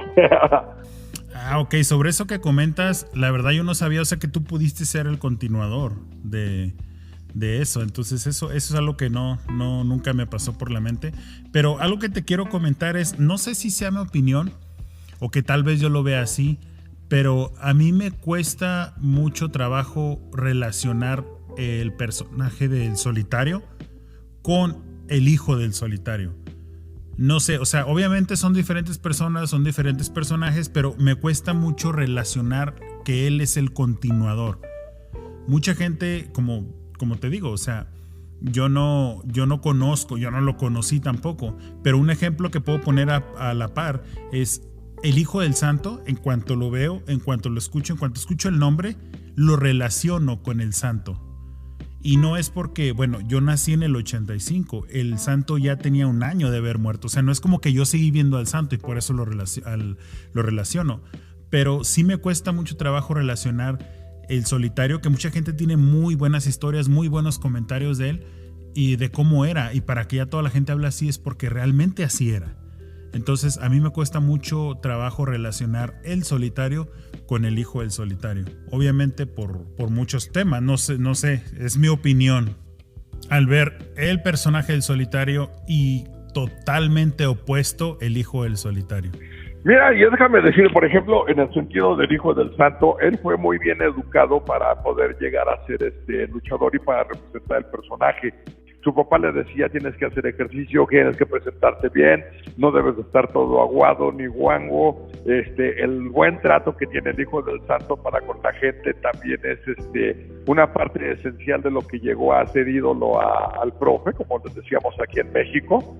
Y podemos decir que el Hijo del Santo sí tuvo papá. ¿Por qué? Porque por ejemplo, cuando debutó el Hijo del Santo en el 82, mi papá siempre le decía, lo aconsejaba, lo regañaba, hacía las cosas de tal manera que el Hijo del Santo aprendió a respetar la lucha libre. Caso contrario con el Hijo del Solitario. El Solitario falleció en 1986. El Solitario no quería a su hijo como luchador, no le interesaba verlo cerca de lo que serían las arenas de lucha libre. Y el grave problema del Hijo del Solitario es que él nació pensando que por ser hijo del Solitario, todos los luchadores deberían de arrodillarse ante él y rendirle pleitesía, lo cual lo llevó a muchos problemas, porque la verdadera lucha y los verdaderos luchadores no se dejan ese tipo de situaciones y le han puesto en la madre varias veces a este güey. Ahora, ponte a pensar otra cosa. Yo al Hijo del Solitario le digo el pasaguada, porque a ese cabrón no puedes agarrar por la espalda, jalarle la piel para que se le quiten las lonjas de bebé que todavía tiene. O sea, el tipo ya casi va para los 50 y el físico que tiene con arriba de la truza del calzón de lucha, se le ven todas las llantas, está todo pellejudo, se pone una, ¿cómo se llama? No me acuerdo, pero una especie como de, se me olvidó el nombre, pero que le cubre toda la parte del pecho. Y luego se llena de tatuaje ahí el cuerpo. ¿Sabes qué le hubiera dicho el Solitario? Te vas a la fregada, duras una lucha con la máscara y te la quito. No tiene respeto por la lucha libre, se pone a decir muchas tonterías, como por ejemplo de que, oye, es que tú, Santo, compras las máscaras y que yo soy el ¿cómo se llama? La maldad de la lucha libre. Maldad. Sí, y luego se agarra la cabeza así como pinche loco. Digo, no seas payaso, cabrón. O sea, como te darás cuenta, por algo no está en buenos lugares. Él solito dijo, ya estoy listo para ser luchador. Bueno, él estaba entrenando con el Diablo Velasco porque todavía le tocó. Le dijo, yo ya me cansé, ya me voy a luchar. Y vámonos, que se va a luchar. Y déjame decirte que gracias al nombre que traía fue que pudo debutar en la Arena México en los tiempos de la lucha mediática, cuando ya lo estaban pasando por televisión. Pero si te fijas, inclusive el físico de la fregada, no tiene espalda, está todo aguado. Él mismo lo ha dicho, pues él se droga, se mete anabólicos para ver si te crecen los músculos. No lo estoy diciendo yo de invento, él mismo lo ha reconocido. Sí, bueno, yo no lo conozco personalmente, ni nunca lo vi, ni en vestidores, ni nada, pero sí 2 o 3 compañeros que han luchado con él, incluso en Juárez me lo han comentado, o sea, este vato sí está loco y se mete de todo. Entonces, para que ya lo digan ahí en Juárez de que está loco y se mete de todo, pues es que lo más seguro es que sí es cierto, ¿no? Sí, y te digo que yo no tengo por qué negarlo. Él mismo lo reconoció, inclusive con otros, con publicaciones de lucha libre, y luego decía, no, yo ya salí de todo mi pedo y la chingada, ya estoy bien, y no, ¿qué te pasa? O sea, pues, lastimosamente es alguien que está echando a perder su vida. Ya la Máscara del Solitario, qué bueno que yo siento que quedó intocable, y acá no viene siendo más que una especie de, ¿cómo te diré?, de pantomima de lo que alguna vez fue el Solitario. Un cuate que se pone una máscara, se pone en equipo, pero nada tiene que ver con un personaje tan intocable como el del Enmascarado de Oro. Y como tú dices, a pesar de que su hijo no tiene nada de relación, físicamente la cara, nada, pero absolutamente nada que ver. El cuello, nada más el puro cuello del Solitario lo miraba, que era un cuellazo tremendo. Este tiene cuellito de señorita, no, o sea, la verdad es que si él llegó al luchador fue gracias a que su mamá se lo permitió, y creo que fue un gran error. En ese entonces, cuando iba a debutar en Griego, el Solitario también estaba manejando sacar al Solitario 2, que iba a ser interpretado por el Faraón. Imagínate, comparemos el físico del Faraón con el de este chavo, nada que ver, ¿no? Y un luchador con todo lo necesario para poder haberle dado pues una buena continuidad al personaje. Lastimosamente la gente, si fijamos, sí se iban a dar cuenta que era el Faraón bajo el equipo del Solitario. ¿Sabes? Por ejemplo, en este caso, también algo que a mí me molesta mucho es que el Tarta o Atlantis está inventando que el Solitario lo quería a él como su sucesor, lo cual es una gran mentira de este señor. El Solitario jamás se fijó en el Tarta o en Atlantis para darle la máscara, nunca. Fue una mentira tremenda. De hecho, te digo, el Solitario falleció en el 86 y el Tarta debutó en el 82. No era para que le hubiera dado la máscara, eso es puro cuento. O sea, me molesta que los mismos luchadores quieran ponerse algo que no les corresponde cuando digamos, a las personas que se están refiriendo ya fallecieron, y eso es algo que me molesta, de entre muchas cosas del Tarta, de Atlantis, que es el luchador más protegido de la empresa mexicana de lucha libre, hoy Consejo Mundial. Sí, fíjate, al principio yo te vi que le dices el Tarta, yo dije, ¿será por lo ya mayor, viejito? Le dije, pero no, sería el Tata, no el Tarta. Pero ya después que me di cuenta que era tartamudo y que así le dicen casi todos ahí en la arena y en los vestidores, pues ya dije, ok. No, si fuera por viejo sería el Tata. En ese caso les diría así al Mil Máscaras, pero no lo voy a hacer. Pero el otro es el Tarta por tartamudo. Y eso es cariñoso. Ahí en el ambiente le dicen, ¿qué óvole tartamudo? Pero se oye gacho, ¿no? Mejor el Tarta ahí con cariño y no hay problema. Ok. Otra de las cosas que te quiero preguntar, obviamente todo, como te comento, todo lo que sabes está muy cabrón para encontrar a alguien que sepa más de lo que estamos hablando, que es lucha libre. Pero te quiero hacer la pregunta de, obviamente todo lo que tú sabes es parte de experiencias, es parte de cosas que pasaste, de cosas que investigaste, pero obviamente en todos esos años has tenido muy buenas amistades en lo que es el medio de la lucha libre. Pero si te hago la pregunta de que si tú tuvieras la oportunidad de volver a vivir algo, de regresar el tiempo, digamos, y estar con alguien que ya murió, que ya no está, con un luchador, ¿cuál sería ese luchador que de alguna forma tú cambiarías algo o te gustaría volver a vivir algo que pasaste con él? Pues volver a vivir, fíjate que, por ejemplo, nada más como un pequeño lapso, todavía tengo un gran amigo que es Solar. Para mí de hecho también fue parte de mis profesores de la lucha libre, en donde pues siempre me gusta revivir todo lo que haya puesto, pero de la gente que ya falleció, la verdad, hay dos. Uno es Huracán Ramírez, revivir todo este tipo de cuestiones, todo lo que vivimos, lo que le pude ayudar, lo que él me dio como la máscara del santo, todo ese tipo de cuestiones que Daniel García, ¿no?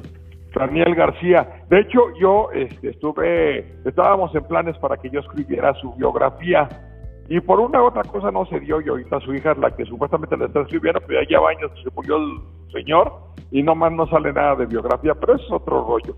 Y otro que, la verdad, fue tan cercano el trato, que sin darse cuenta quizás, pero como con ganas de despedirse del mundo de la lucha libre, eligió a mi persona y al programa de Bajo las Capuchas junto con el Tigre para hacer el último programa en donde estaría presente Ismar.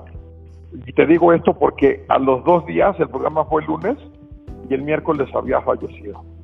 Entonces eso, me hizo sentir muy mal la noticia, muy triste, pero el hecho de que él haya dicho, con ustedes me despido de todos, fue algo maravilloso, ¿no? Han sido grandes personas y la verdad es que yo recuerdo muchas personas que realmente sí fueron buenas conmigo, honestos, etcétera. No podría hablar mal de alguna en especial, ¿no? Te puedo hablar de los que me caen gordos, como el Tarta o como el Rey Saúl, que ya tiene muchos años que falleció, pero la verdad no fue nada agradable tener convivencia con él, pero la mayoría de ellos han sido realmente buenas personas, ¿no? Ya con los de ahora, la verdad es que yo los veo de lejitos porque no friegues, no es por nada, pero muchos, la gran mayoría se sienten más legendarios que el santo, entonces dices, no, están cañones. Sí, pues como tu amigo Conan, ¿no? Te iba a preguntar por él, pero igual no se muere. Bueno, no sé si en eso ande ya, ¿no? No, o sea, el mugre, güey, o sea, para empezar, Conan, él habla de que él sabe mucho del bucho, y que, yo sé, y entonces yo le muevo aquí para que eso, no, ni madres, el güey es un advenedizo, que la verdad, él era parte de la Marina de los Estados Unidos, a pesar de ser cubano, creo que es nacionalizado estadounidense, y un día lo vio allá en ¿cómo se llama? En Baja California,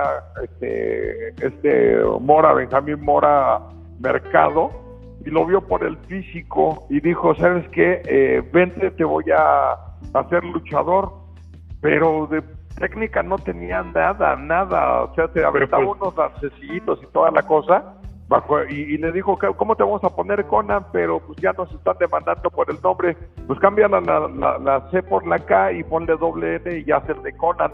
Pues sí, pero no lo echaron para Juárez, nosotros qué culpa teníamos.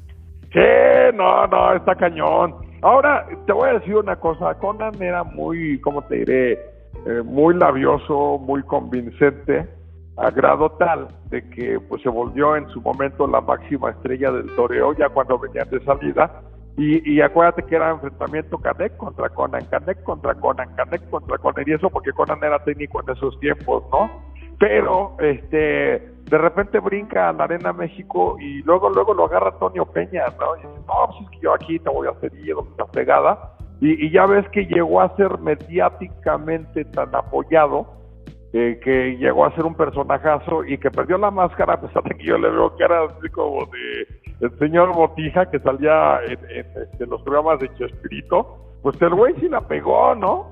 Entonces, me acuerdo cuando se estaba en la lucha del retiro contra Cien Caras. Cien Caras es mucho mejor luchador que él, o sea, podemos decir que le estaba dando la mano para que no se viera tan mal, ¿no? Y él tenía ya su plan de hacerse cantante de rap. Pero era tan malo, aunque le hicieran arreglos ahí en las fiestas de edición, que no la hizo. Sí, yo sé, y muchas veces lo han comentado. Yo creo que, como te digo, llegó allá a Juárez y pues muchos luchadores de ahí lo han comentado. No vamos tan lejos, Canek me lo comentó también. Me dice, no, mano, pues estábamos en los vestidores y llegaba el promotor y me decía, pues nomás no le vas a pegar tanto porque él no sabe. Pues imagínate. Para que veas. Sí, fíjate que en el ambiente luchístico se llama cargarlo. Cuando un luchador agarra un guate que nomás no sabe de lucha libre y que se sube para ver qué es lo que le sale, el luchador verdadero lo empieza a cargar. Entonces a Conan siempre fue un cargado en la lucha libre. No fue alguien que realmente tuviera adeptos. Lo malo es que, por ejemplo, no puedo decir que era el peor ha sido Octagón. El peor de todos, o sea, una anécdota de Octagón fue cuando se enfrentó contra el Satánico, le dio la rastriza de su vida, creo que lo dejó 2 o 3 días en la cama, porque no pudo hacer nada, porque nunca ha tenido gran valía como luchador, como personaje de televisión, sí, y fue popular, sí, y lo amaban los niños también, pero fue como un producto de flor de un día, porque mientras duró la lucha mediática, digamos, dentro de la Arena México y una parte de AAA, Octagón fue popular, fue taquillero. Luchador nunca ha sido luchador, jamás. Es un cuate que hace 2, 3. Dime. Bueno, sí hay varios casos de ese tipo. Digo, una lucha que a mí me recuerda mucho, que yo creo que tú también la has de haber visto, que aún está en YouTube, es el Vampiro Canadiense contra Pirata Morgan. Y una de las cosas, o sea, yo la veo y cualquiera que la vea puede verla, ahí está en YouTube. Literalmente el Vampiro no hizo nada, así absolutamente nada toda la lucha, más que dejarse pegar. Y la gente estaba bien prendida, la gente estaba bien emocionada. Y es una de las cosas que yo me quedo así, pues, ¿qué onda? O sea, ¿por qué la gente estaba así? Si él literalmente no hizo nada. Pero vamos a ser sinceros, o sea, yo entiendo, y te digo porque me lo comentaron en un podcast donde me invitaron a hacer una entrevista, y uno de ellos era muy fan de Conan, y yo entiendo por qué, o sea, y lo platicamos ahí mismo. O sea, yo entiendo por qué él estaba ahí, lo que era el marketing, lo que era la imagen, yo entiendo por qué era tan popular, o sea, eso lo entiendo. Pero ya cuando la gente en la arena que sabe de lucha libre y estaba viendo algo así y se prendía tanto, pues ahí es donde te quedas, pues, ¿qué onda? ¿Sí me entiendes por qué se dan las cosas así? Ahora, algo que sí se le puede aplaudir es que el Vampiro siempre ha dicho, o sea, yo no sabía. En esa lucha él literalmente me cargó. Yo no hice absolutamente nada. Yo no sabía luchar. Entonces eso es algo que se le puede ver porque él lo mismo lo ha dicho.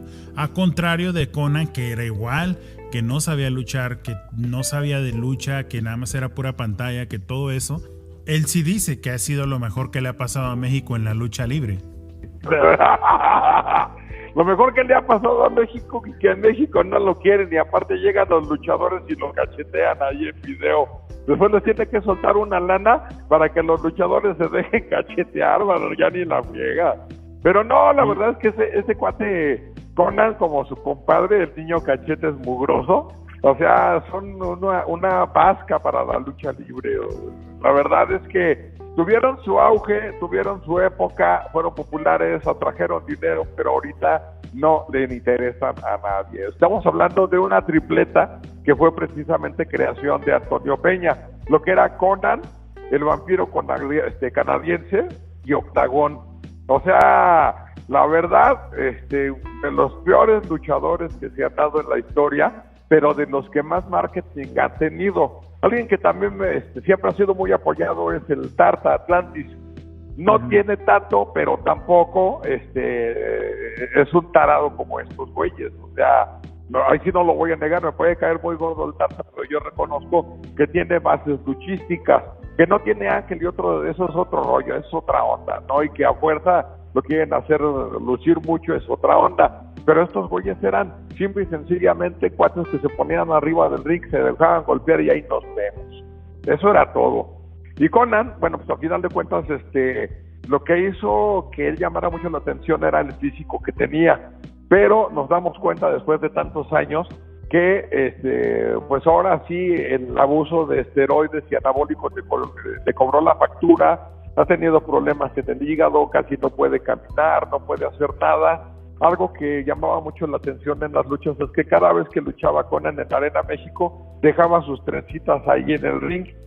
Y una señora decía, mira, una trencita de Conan. No tenía pelo el güey, o sea, tenía como 3 rabitos de pelo y se los tenía que amarrar ahí las trencitas para que se viera que tenía algo. Ahorita, como te das cuenta, ya lo perdió todo, ¿no? Entonces, pues la verdad, te digo que fueron en su momento reyes del marketing, pero eso de que Conan aquí fuera alguien súper poderoso y conocido, no, fue un cuate de moda y eso fue todo, se acabó, ¿no? Sí, porque como decimos siempre, y yo lo digo abiertamente, yo lo he comentado muchas veces, sí es cierto, es espectáculo, sí es cierto, es parte de, pero cuando ya empiezan a ser más importante el espectáculo que el ser luchador en sí, porque aquí no vamos o eso no es luchador, así de simple. Entonces, cuando ya empiezan a darle el auge más a lo que es la popularidad, al entretenimiento, al show, haciendo a un lado lo que es luchador, pues ahí es donde yo ya veo un problema. Y hablando sobre este caso, o sea, no me vas a dejar mentir, Conan pierde su máscara y agarra más auge. se hace más famoso. Pero dime tú si no es cierto de que cuando él pierde la máscara tuvo mucho que ver, que ahí estaba su hermanito, entre comillas, que obviamente no era ni su hermano, y él llorando, y eso fue lo que la gente tomó y lo hizo como su héroe, ¿no? No, pues era así como, eso fue un show tremendo, pero un show tremendo para poder hacer chantaje emocional a todo público alrededor. Y ¿cómo se llama? Y por ejemplo, por el otro lado, ese es uno de los protagonistas del fraude más grande de la historia de la lucha libre mexicana.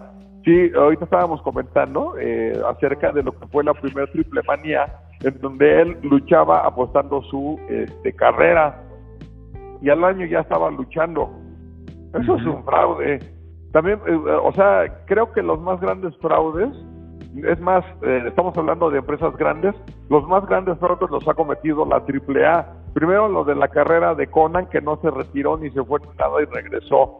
El mismo presidente de la comisión que en ese entonces era de box y lucha del Distrito Federal, todavía le dijo: no, usted no puede regresar a luchar, usted apostó la carrera y la perdió, y tuvieron que esperar a que relevaran a este señor, al presidente de la comisión, para que entrara otro y darle una mordida y dejarlo luchar otra vez. Eso se llama fraude, y son cosas que no se cuentan, pero sin embargo la gente sí lo quería. Yo me acuerdo que 3 semanas después de que Conan había perdido su lucha de carrera, estaba yo ahí en el gimnasio Juan de la Barrera, donde hacían sus funciones de la AAA, y la gente sí gritaba Conan, sí lo querían de regreso. Ahí sí no puedo decir que no, era el ídolo de moda. Él quería dedicarse al rap, nomás no la hizo, nadie compró un solo disco de este güey, no, y eso ya es otra cosa. Y te digo que nunca fue el plan de que se fuera para siempre, lo cual demuestra un fraude. Otro de los grandes fraudes de la AAA es el hecho de la lucha de, ¿cómo se llama?, por el traje de La Parca, que ganó L.A. Park y no le dieron nada en concubinato con la Comisión de la Ciudad de México. Y hay otro todavía por ahí de la AAA que se dio y que no cumplieron lo prometido. O sea, es un rollo. Creo que es parte de ese tipo de situaciones que le dan en la torre a la lucha libre, pero hay que ponernos a pensar, por ejemplo, que la AAA más bien lo que vende es espectáculo. Por eso es AAA Entertainment no sé qué diablos, igual que en la WWE. Y algo así no lo vas a ver en la Arena México, en el Consejo Mundial de Lucha Libre. De que sí luchan ya muy parecido y hacen cosas muy mamonas, sí es cierto, pero como que la empresa todavía trata de no pasarse de la raya como la gente de la AAA. No, sí, y yo lo puedo decir abiertamente, y lo he comentado muchas veces cuando la gente pregunta lucha libre mexicana, pues yo sí puedo decir que es el consejo. Y no necesariamente estoy diciendo que la AAA no tiene luchadores. Te lo digo sinceramente, y lo he compartido también con la gente aquí en el podcast. El AAA sí tiene luchadores, y de hecho muchos son amigos, son personas que yo conozco. Bueno, a lo mejor no les puedo llamar amigos, pero sí le puedo llamar conocidos, que son muy buenos.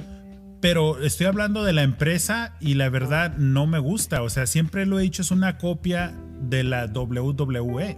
Pero barata y corriente, corriente. Sí, por eso, a eso me refiero. O sea, cada quien, y yo de verdad a veces veo ciertas cosas y digo, neta, o sea, la gente le gusta esto, y es obviamente que sí. O sea, si no tuvieran esa gente que lo sigue, si no hicieran las Triple Manías y hubiera público, o sea, de que tiene público, lo tiene. Y como yo he comentado varias veces, son cuestiones de gustos. A mí no me gusta de la forma en que la empresa hace ver la lucha libre muchas veces. Y eso es lo que yo le pongo un pero. Ahora, de que tienen buenos luchadores, sí tienen luchadores, sí tienen buenos luchadores. Pero ellos no son libres de ser o de representar o de expresar un personaje. Tiene que ser como ellos dicen, y pues ahí es donde entra, ¿no? Y por eso te digo, o sea, siempre he expresado también aquí, el consejo es la lucha, que a mí me gusta. Pero que también tienen sus cositas que a mí no me gustan, pues no es que yo esté manejando la empresa, ¿no? Que de repente ya se sacan un aniversario debajo de la manga, está bien, y eso tiene que ver, me refiero que está bien porque así es, no que esté bien que lo hagan. Pero eso tiene mucho que ver a las personas que están manejando la empresa, ¿no? pero sí puedo decir que el sistema o que el modo de prepararse de la lucha libre mexicana es la del consejo. Sí, y te voy a decir una cosa, a pesar de todo no tienen la preparación que tenía la empresa mexicana de lucha libre, que es el mismo consejo, digamos, de los 80 para atrás.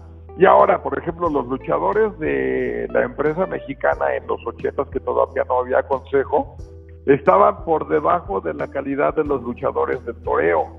Entonces ya te imaginarás, y no estoy denigrando a nadie, yo creo que todos los luchadores tienen como que su límite dentro de lo que pueden hacer dentro del ring y todo lo que pueden saber dentro de la lucha libre. Una vez estuvo con nosotros en entrevista, es otro gran amigo que también extraño mucho, Cuchillo, en donde él decía, el peor de los luchadores de los 70s para atrás es 1000 veces mejor que cualquier luchador de la actualidad. Y estamos incluyendo al Consejo Mundial de Lucha Libre, así nada más te darás cuenta. Entonces, el Consejo sí sigue ciertas pautas, pero la verdad es que los luchadores no son ni un 30 o 40% de lo que eran de los 80s para atrás.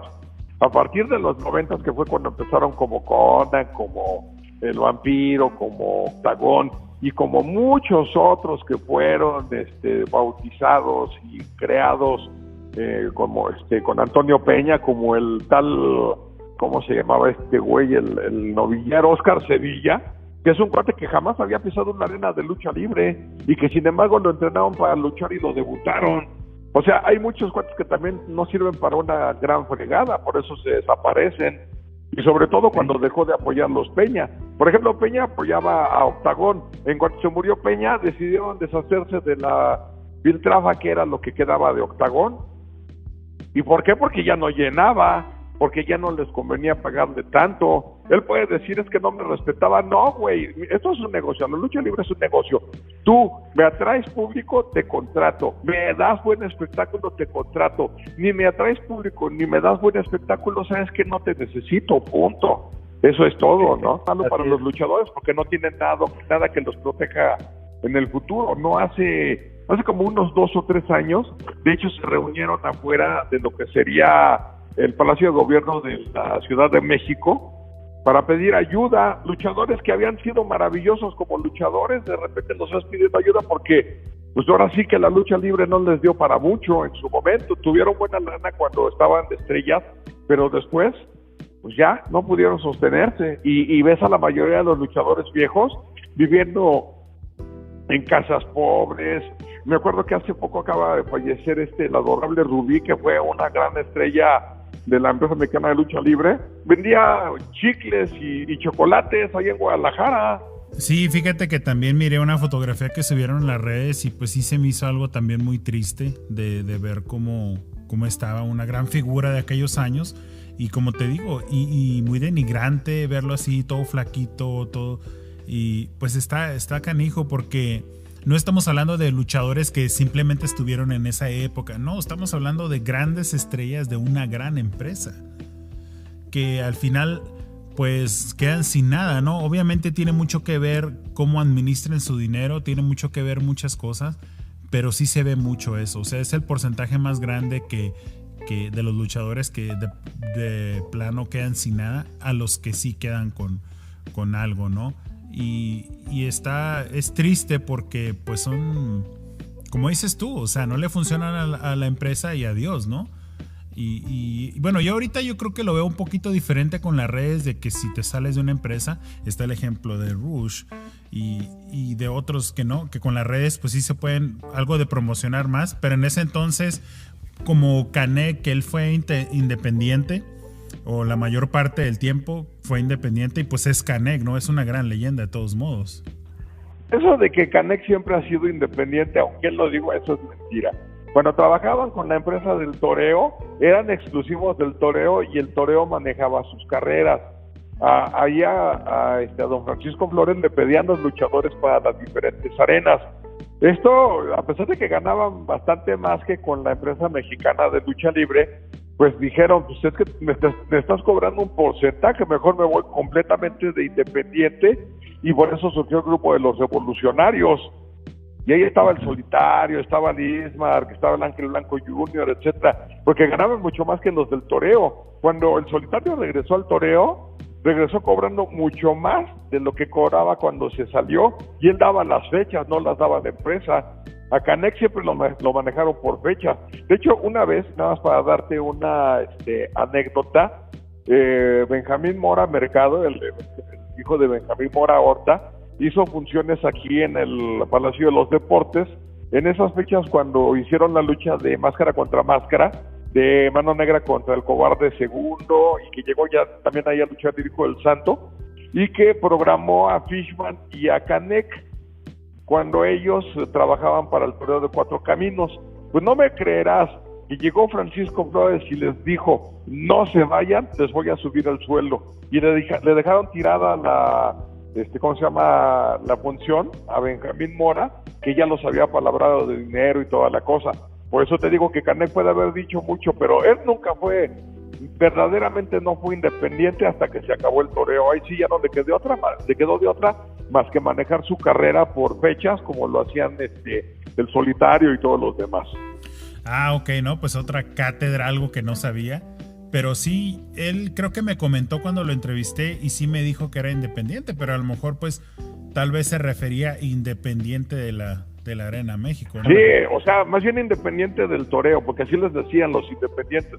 Por ejemplo, la pendejada esa que dicen de las viudas del toreo, más bien serían las viudas de los independientes. Porque, por ejemplo... No, o sea, yo me refiero como independiente de la Arena México, no que pertenecía ahí, sino fuera de, o sea, sí era independiente, pero pues fuera de, porque igual le llamaban por fechas, pero estaba él o manejado por alguien más. En la Arena México de repente los prestaban por fechas, pero no, déjame decirte otra cuestión. Lo que pasa es que a la gente de la Arena México les decían independientes entre comillas, y a los del torneo de Cuatro Caminos o del Palacio de los Deportes, de la gente de Francisco Flores les decían independientes entre comillas, pero no eran independientes, era una empresa. Y a los de de la Arena México, de la empresa mexicana de lucha libre, les decían coliseínos. Entonces, cuando tú te referías a la gente del toreo, eran los independientes. Cuando te referías a la gente de la Arena México, eran los coliseínos. Eran los apodos, pero en realidad las dos eran empresas y no había luchadores independientes. Todos tenían, digamos, su base, unos en el toreo, otros en la Arena México. Digo que los verdaderamente independientes eran los revolucionarios. Ahí sí, yo te doy mi fecha y me pagas y ahí nos vemos. Y trabajo para quien quiera y como sea. Esos sí eran los verdaderos, digamos, que se manejaban como querían. Porque no podíamos decirle independientes porque eso ya tenían como que otro entendimiento dentro de la lucha libre. Pero se empezaron a llamar revolucionarios. ¿Cómo ves? Ah, ok, bueno. Eso es otra de las cosas que no sabía tampoco. Estamos aprendiendo muchas cosas hoy. Pero entonces ya puedo pensar por qué. O sea, ya tiene sentido por qué se manejaban así entonces, con la promoción, con las revistas, porque pues sí, cada quien, o sea, se llamaban entre comillas independientes, pero cada quien representaba algún lugar, ¿no? No, fíjate que se tiraban mucho. Por ejemplo, los llamados coliseínos tenían su base en la revista Lucha Libre y los independientes en el Halcón, pero se daban unas madrizas entre revistas que no tienes idea. Un ejemplo grande fue cuando iba a debutar el Halcón, que José Luis Melchor Ortiz ya luchaba sin máscara.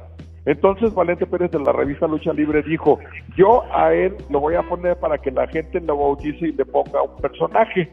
Y estaban trabajando eso cuando Héctor Valero dijo, no, ¿sabes qué? Vente, te tengo un personajazo, el del Halcón. Dijo, no, pues me voy con el personaje del Halcón, y que se enoja Valente, y entonces que los de lucha libre dicen que los independientes son porquería, y que la Arena México es lo mejor, y que el Halcón estaba con la máscara de ¿cómo se llama? De una revista que no servía para nada. No, eran unos líos que no tienes idea. Que llegaron a firmar la Pipa de la Paz, lo hicieron porque inclusive la Arena México le rentó, más bien la gente de la Arena México, la empresa mexicana de lucha libre, le rentó el local de la Arena México a los independientes los domingos, como por 4 o 5 años, ahí por los 80s. Y hicieron muchas combinaciones, o sea, algo que valió mucho la pena para ambas empresas.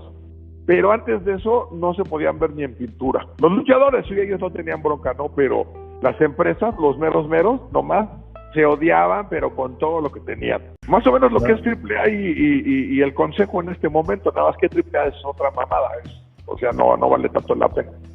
Sí, o sea, y este güey que, pues ahí nos vemos, ya digo, cada quien tiene su show. Sí, pero fíjate que sí es importante saber de qué forma trabajaban antes, cuál era el sistema, cuál era...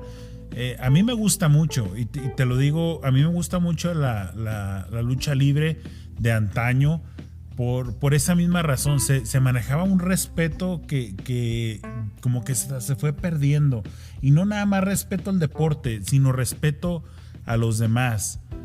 Entre luchadores, yo creo que es una de las mejores formas de vivir una vida, de vivir un estilo de vida. A mí me hubiera gustado mucho eso. Como te digo, como te comentaba hace rato, yo nací en el 85. O sea, yo la primera vez que me van a una arena fue en el Neri Santos, que es un lugar muy grande de eventos ahí en Juárez, que es donde iba la lucha libre. Y pues yo 4 o 5 años, o sea, fue la primera vez que me llevaron. Pero fuera de eso, pues ya te podrás imaginar qué lucha era la que yo miraba por televisión. Después del 92, 3, 4, pues yo miraba la AAA. Y yo crecí mirando la AAA. Mirando a Octagón, mirando a Mil Máscaras, a Máscara Sagrada, mirando a todos esos que estaban pues en esa época, ¿no? Y de hecho mi hermano es súper fan todavía de Octagón. ¿Por qué? Porque era lo que mirábamos de niños. Pero ya después, conforme fui creciendo, pues fui viendo las cosas como que no me gustaban ya mucho. O sea, como que la lucha libre no era tan real como yo la quisiera ver. Y le perdí el hilo, ¿sí me entiendes? Por muchos años, hasta que yo llego acá a Estados Unidos, a Denver, Colorado, entro a la escuela, juego fútbol americano. Ya después tengo el contacto con un amigo que era fisiculturista en el gimnasio. Él tenía otro amigo que era luchador, y desde esa forma como él me invita a la lucha libre y me dice, ¿no quieres ser luchador? No, le digo, pues es que pues sí me gustaba de niño, pero ya ahorita no. Le dije, la verdad me gusta la lucha libre mexicana, no la de Estados Unidos. Y me dice, no, es lucha libre mexicana, pero aquí. Entonces ya me invita, y es de la forma en que tengo contacto con la lucha libre, que vuelvo a tener contacto. Entonces ya empiezo a entrenar y me empieza a gustar, me empiezo a enamorar del deporte sin ni siquiera haber debutado. Debuto y fue lo máximo. La verdad, ahí es donde yo puedo decir que me enamoré de este deporte. Ni siquiera de niño. O sea, ni siquiera de niño sentí eso sobre este deporte, que para mí es uno de los más, y no nada más para mí, cualquier luchador, o no necesariamente luchador, cualquier persona que haya entrenado lucha libre lo puede decir.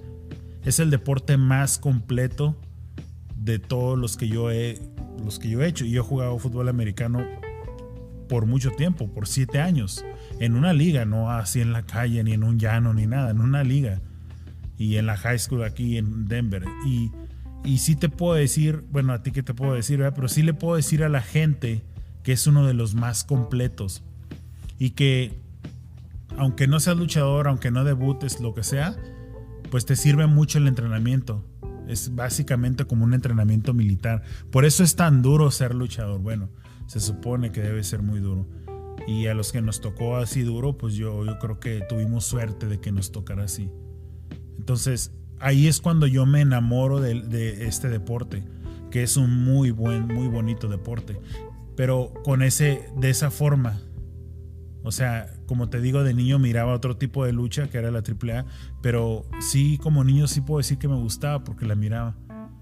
Pero ya hasta que me metí de lleno, pues fue cuando me enamoré de este, pues, bello deporte.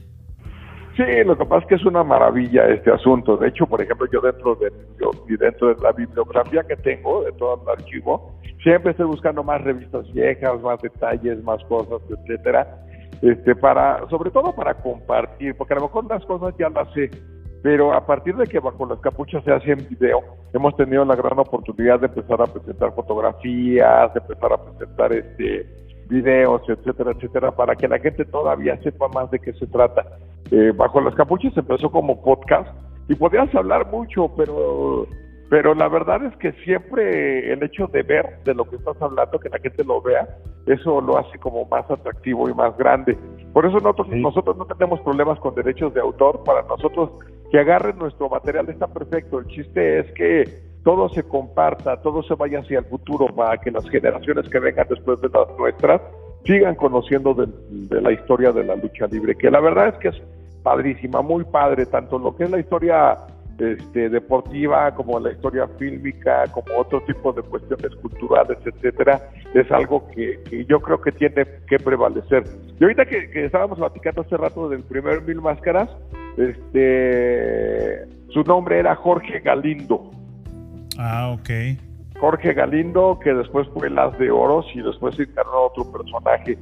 Entonces, ese es el Mil Máscaras, el original. El de ahorita es el segundo, ya debutando el segundo en el 65. Jorge Galindo hubiera debutado por ahí del 64, 63 más o menos, pero sí se presentó en sesiones fotográficas como el Mil Máscaras. Ah, ok, no, pues ahí está otra de las anécdotas que tenemos que saber y que nos aprendimos hoy contigo, pero a eso me refiero, ¿sí me entiendes? Porque como lo dices tú, sí es importante saber, pero es muy, muy importante compartir la información. Y a eso me refería, por eso hablo yo así del programa de ustedes, y lo vuelvo a repetir, no por estar barbeando a nadie, pero cuando yo los escuché, pues por algo dije, no, a ellos los tengo que invitar, al testigo lo tengo que tener con nosotros para que comparta un poquito más de todo lo que sabe sobre lucha libre, y eso es lo importante, ¿no? Compartirlo. Pero porque te lo digo, y te lo digo sinceramente, a mí me han llegado comentarios de gente que nos escucha, que nos dicen, me han dicho, oye, qué bueno que hablan así de la lucha libre, qué bueno que están diciendo esto, porque de repente se encuentra uno en las redes, en YouTube, en los diferentes podcasts, unas cosas tan pésimas que la verdad da vergüenza decir que es uno fanático de la lucha libre. Sí, cómo no.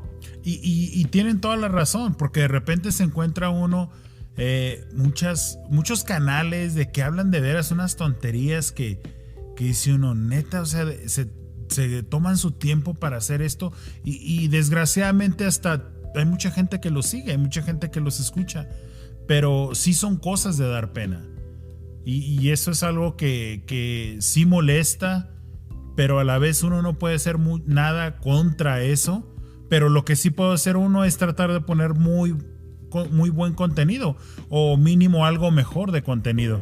Pero es que ninguno de ellos pertenecía al ambiente de la lucha libre. Eso era el grave problema. Sí, fíjate que le acabas de dar al clavo, como dicen, o sea, es verdad, o sea, a uno le costó hasta entrenar, hasta subirse a un ring a entrenar, ni siquiera debutar. Entonces como que te cuesta tanto hacer algo que le agarras un gran respeto a esto, cosa que no pasa con ellos. Claro, exactamente. Sí, no, es otro rollo, porque te digo que son aficionados que de repente dicen, lo vamos a hacer famosos hablando de lucha libre porque según nosotros lo conocemos todo. Pues ahí eres los problemas, o sea, en estos 11 años que tenemos ahorita trabajando dentro de lo que sería el rubro del deporte de la lucha libre, hemos tenido otros que van, vienen, se desaparecen y nunca regresan, de cuantos que nomás ni para atrás ni para adelante, o sea, y uno no los reconoce, y luego se enojan con unos porque es que el programa de no sé qué tanto, los aficionados de ellos quién sabe que tienen que no sé qué, a mí me vale madres lo que hagan ellos, güey, por algo tú estás aquí oyéndome, así es que eso no es pedo mío. ¿Cómo ves? No, pues sí, o sea, literalmente no te están, ¿por qué te están criticando? ¿Te están diciendo algo? Pues te están escuchando, ¿no? Por algo te están escuchando. Totalmente, pues sí, así es. Ya sabes cómo son.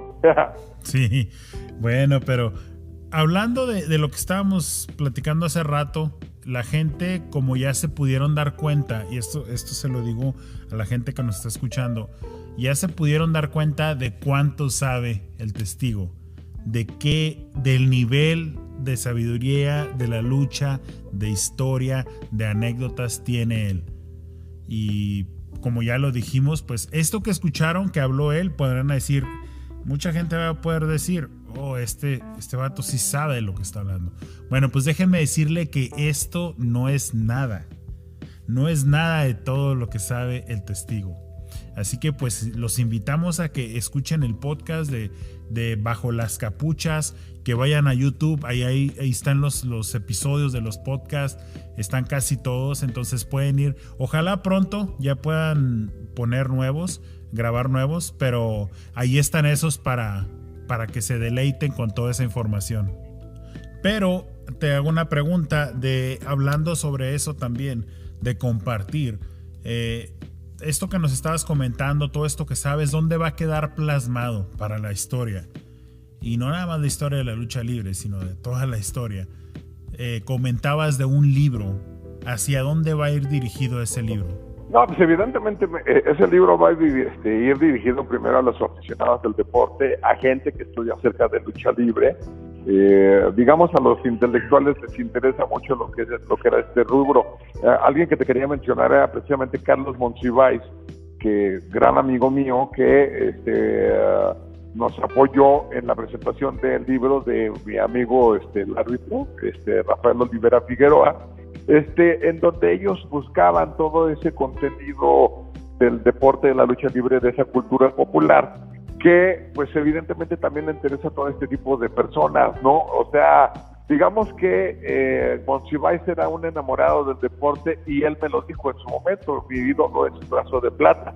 Entonces, antes de que falleciera, teníamos la idea de traer al programa a Carlos Monsiváis y al Brazo de Plata, el Brazo de Plata como representante de la lucha libre, a Carlos Monsiváis como representante de aquellos que ven la lucha libre con otros ojos, y como regalo también para Carlos Monsiváis, que estuviera junto a su ídolo, el Brazo de Plata, un luchadorazo en toda la extensión de la palabra, tanto digamos dentro de lo que sería la lona, como manejador de su personaje del Super Porky. La verdad es que pocos tienen ese ángel, ¿no? Sí, claro, tuve la gran suerte de conocerlo en persona y de tratarlo, y la verdad, una leyenda el señor. Sí, totalmente, una leyenda que no necesitó de mucho para poder llegar, solamente de él, de su simpatía y su forma de luchar, porque era un manejador. Él fue uno de mis maestros, fue Solar, fue él y fue Charito Cruz, entre varios otros. Y bueno, regresando un poco al asunto, yo estoy escribiendo un libro, evidentemente, desde el principio de la lucha libre, de cómo llegó, que la lucha libre, tal y como la conocemos, la inició un francés y un mexicano, que era, digamos, un artista del circo, fue el que empezó a tomar clases con él, que evidentemente la lucha libre no es como la conocemos ahorita, ¿no? Pero fue el que le empezó a dar toda esa magia y logró que se presentara lucha libre antes de lo que dice el Consejo Mundial de Lucha Libre en 1933. Fíjate que ahí tengo una duda, y ya van 3 luchadores de antaño de Ciudad Juárez que me comentan lo mismo, y todos me comentan, bueno, el Consejo Mundial de Lucha Libre siempre ha dicho que se inició en 1933 y todo ese rollo que ya muchos conocemos, pero van 3 personas que me dicen que antes del 33, mucho antes, ya había lucha libre en Juárez. Ellos se acuerdan que sus hermanos mayores les contaban de que ya había antes de ese año. Entonces yo tengo esa duda si es verdad o no es verdad que existió antes. Totalmente cierto. Estamos hablando que las funciones de lucha libre se dan desde 1897, por ahí. Y de hecho hay por ahí en el libro voy a compartir una cartelera de funciones de lucha libre antes de 1933, aquí en un lugar muy conocido en la Ciudad de México que se llama el Palacio Chino, que después lo convirtieron en un cine primero y después en unos multicinemas. Está en la calle de Bucareli, en el centro, Bucareli Reforma, en el centro de la Ciudad de México. Y la lucha libre se daba con puros luchadores extranjeros. Entonces, lo que trataba o ha tratado siempre de borrar la empresa mexicana de lucha libre o el consejo es el hecho que antes de ellos existieron otros, pero la realidad sí. De hecho, el tercer luchador mexicano que se dio en la historia luchó ya en la Arena México en 1933. Pero antes, el primer luchador mexicano se llamaba el Alcides Mexicano. Ahorita no me acuerdo cuál era el nombre del señor, pero ya luchaba primero en circos y después en gimnasios. Y después eso te digo que se abrió aquí en México, en el Palacio Chino. Y allá allá por donde tú estás, bueno, más bien por lo que sería la frontera de México, se daba porque muchos luchadores de Estados Unidos cruzaban para acá y daban funciones. O sea, eso de que la lucha libre aquí se implantó, como decían antes, en 1973, es la mentira más grande del mundo. Pero del mundo. Es más, el mismo Luterón antes del 33 presentaba lucha en la arena la Arena Nacional, que después se convirtió en la Arena México. Pero cuando anunciaron la primera lucha de 1973, la anunciaron ya como la Arena México. Pero ya había habido luchas acá en Tacuba, en San Pedro de los Pinos, en varias partes de la Ciudad de México, en donde en ese entonces eran como barrios populares. La Ciudad de México se extendió tanto que ya se convirtieron en colonias. Pero eso del 33 es el cuento más grande que se han aventado. Y cualquiera de los que me acabas de mencionar tiene toda la razón al respecto de que ya se daban funciones mucho antes de la Arena México. Sí, porque como te digo, así me lo comentaban y ellos decían, familiares, hermanos de ellos, les contaban que ya habían visto eso de niños, carteles o cosas así. Entonces, sí, ya cuando la tercera persona me lo dijo, yo dije, bueno, a lo mejor pues algo hay de cierto de esto, ¿no? Totalmente cierto, eso no, es algo indiscutible totalmente. Es más, ya si te has fijado en los aniversarios de la ahora Consejo Mundial de Lucha Libre, ellos hablan del año de 1963 como el aniversario de ellos, ya no hablan de la implantación como decían antes, ya se lo quitaron, porque mucha gente ya sabe que eso no es cierto, que eso era mentira. Hablan del aniversario de la Arena México y se acabó. Ya dejaron de lado lo de la implantación. Ah, ok, no, pues sí. ¿Y el libro que mencionas, cuándo va a salir o en qué porcentaje vas para completarlo? Fíjate que un porcentaje del 40%, porque yo quería sacarlo en un año y la verdad es que no se puede. Tengo 3 años trabajando en él. Luego se aparecen cosas que no había tomado en cuenta y me han dicho que mejor lo haga en capítulos. O sea, el chiste es tener todo el material y ya después ver si lo podemos separar o no. A mí me interesa mucho y vamos a ver si hay posibilidad de que se publique en Editorial Crío de Enrique Krause, donde hicieron un libro de Blue Demon y que eran los productores de otros programas en los que yo aparecí, de México Siglo XX y Hazaña el Deporte Vive, que yo trabajé con ellos en 4 programas de la serie.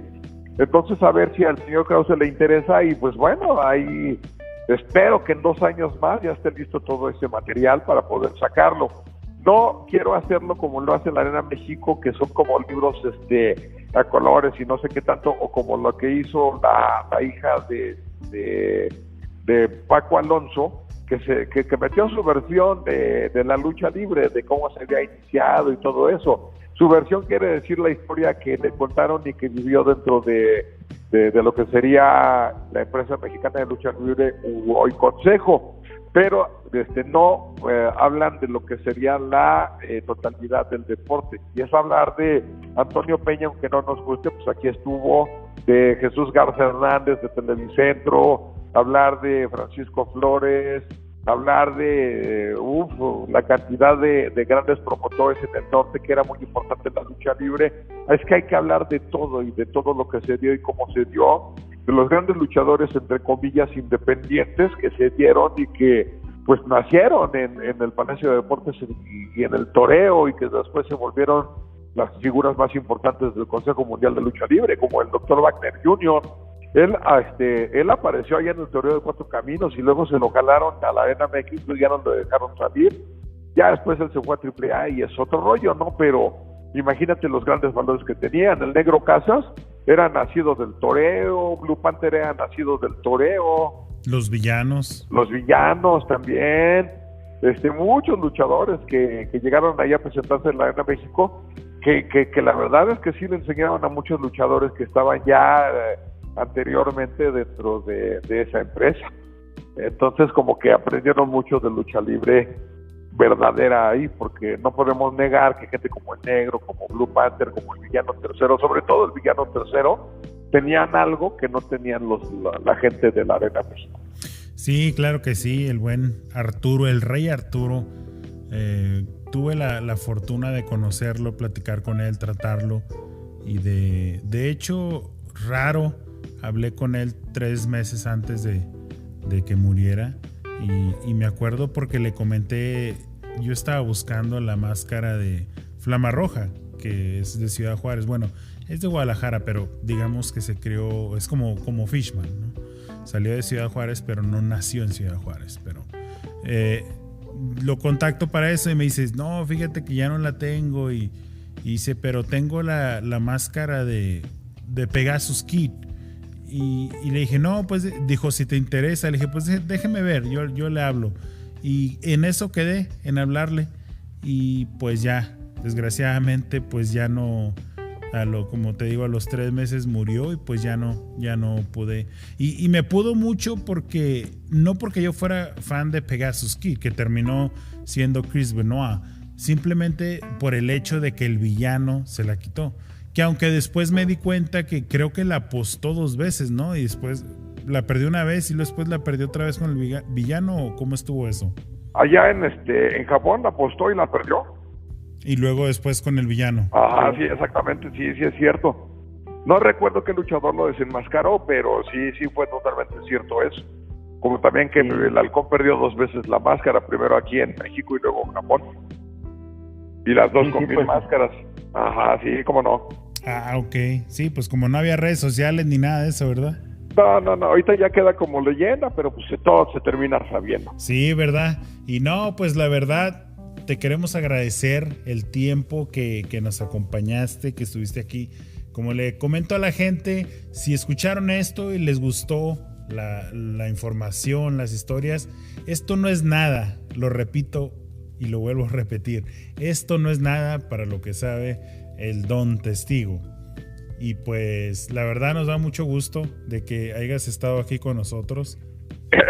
No, pues yo te agradezco mucho que hayas pensado en mí para hacer esto y con todo gusto lo hice. Y pues cuando quieras, aquí estamos. No, claro que sí.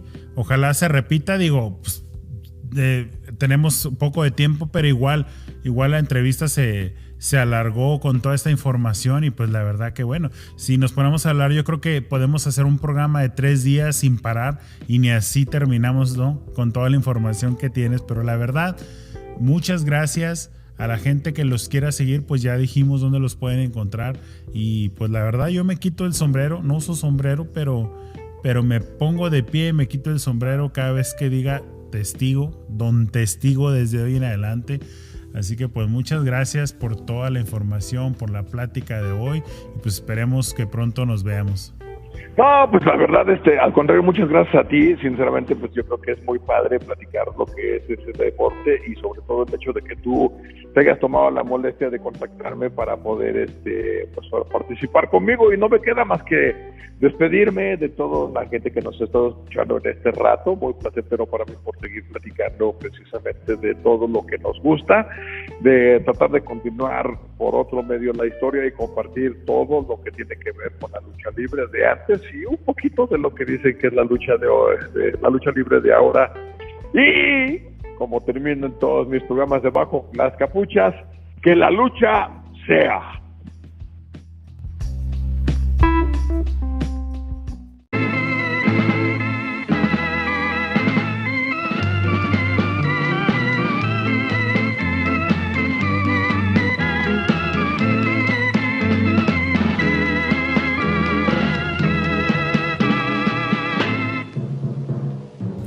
Y bueno, señoras y señores, pues esperemos que este episodio haya sido de su agrado. Tuvimos una muy buena plática con nuestro amigo Don Testigo de Bajo las Capuchas. Así que pues fue mucha información, algo que no todos los días lo vemos, no todos los días lo escuchamos y pues ya quedó plasmado aquí en el podcast de Mundo Tatakai. Así que pues le agradecemos mucho a él por su colaboración. Esperemos que ustedes lo sigan en sus redes, lo sigan en sus programas para que vean y para que puedan experimentar algo muy bueno sobre este deporte. Así que pues esperemos que les haya gustado y como siempre decimos, pues agradecemos a todas las ciudades. Cada que se agrega una ciudad nos da mucho gusto porque sabemos que estamos llegando un poquito más con más gente en otro lugar. Y pues es algo que nos da mucho gusto. Y hoy queremos saludar a Querétaro. Nos están escuchando ya en Querétaro. Así que un gran saludo para ustedes y esperemos que todo lo que estamos haciendo sea de su agrado.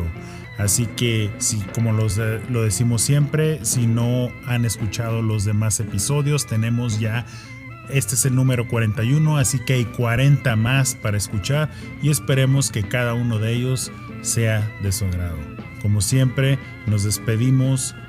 Ahora vamos a hacer 2 porque para los que no sepan, Bajo las Capuchas se despide siempre con La Lucha Sea. Así que hoy nos despediremos con La Lucha Sea y larga vida para la lucha libre mexicana. Nos escuchamos en el próximo episodio. Saludos.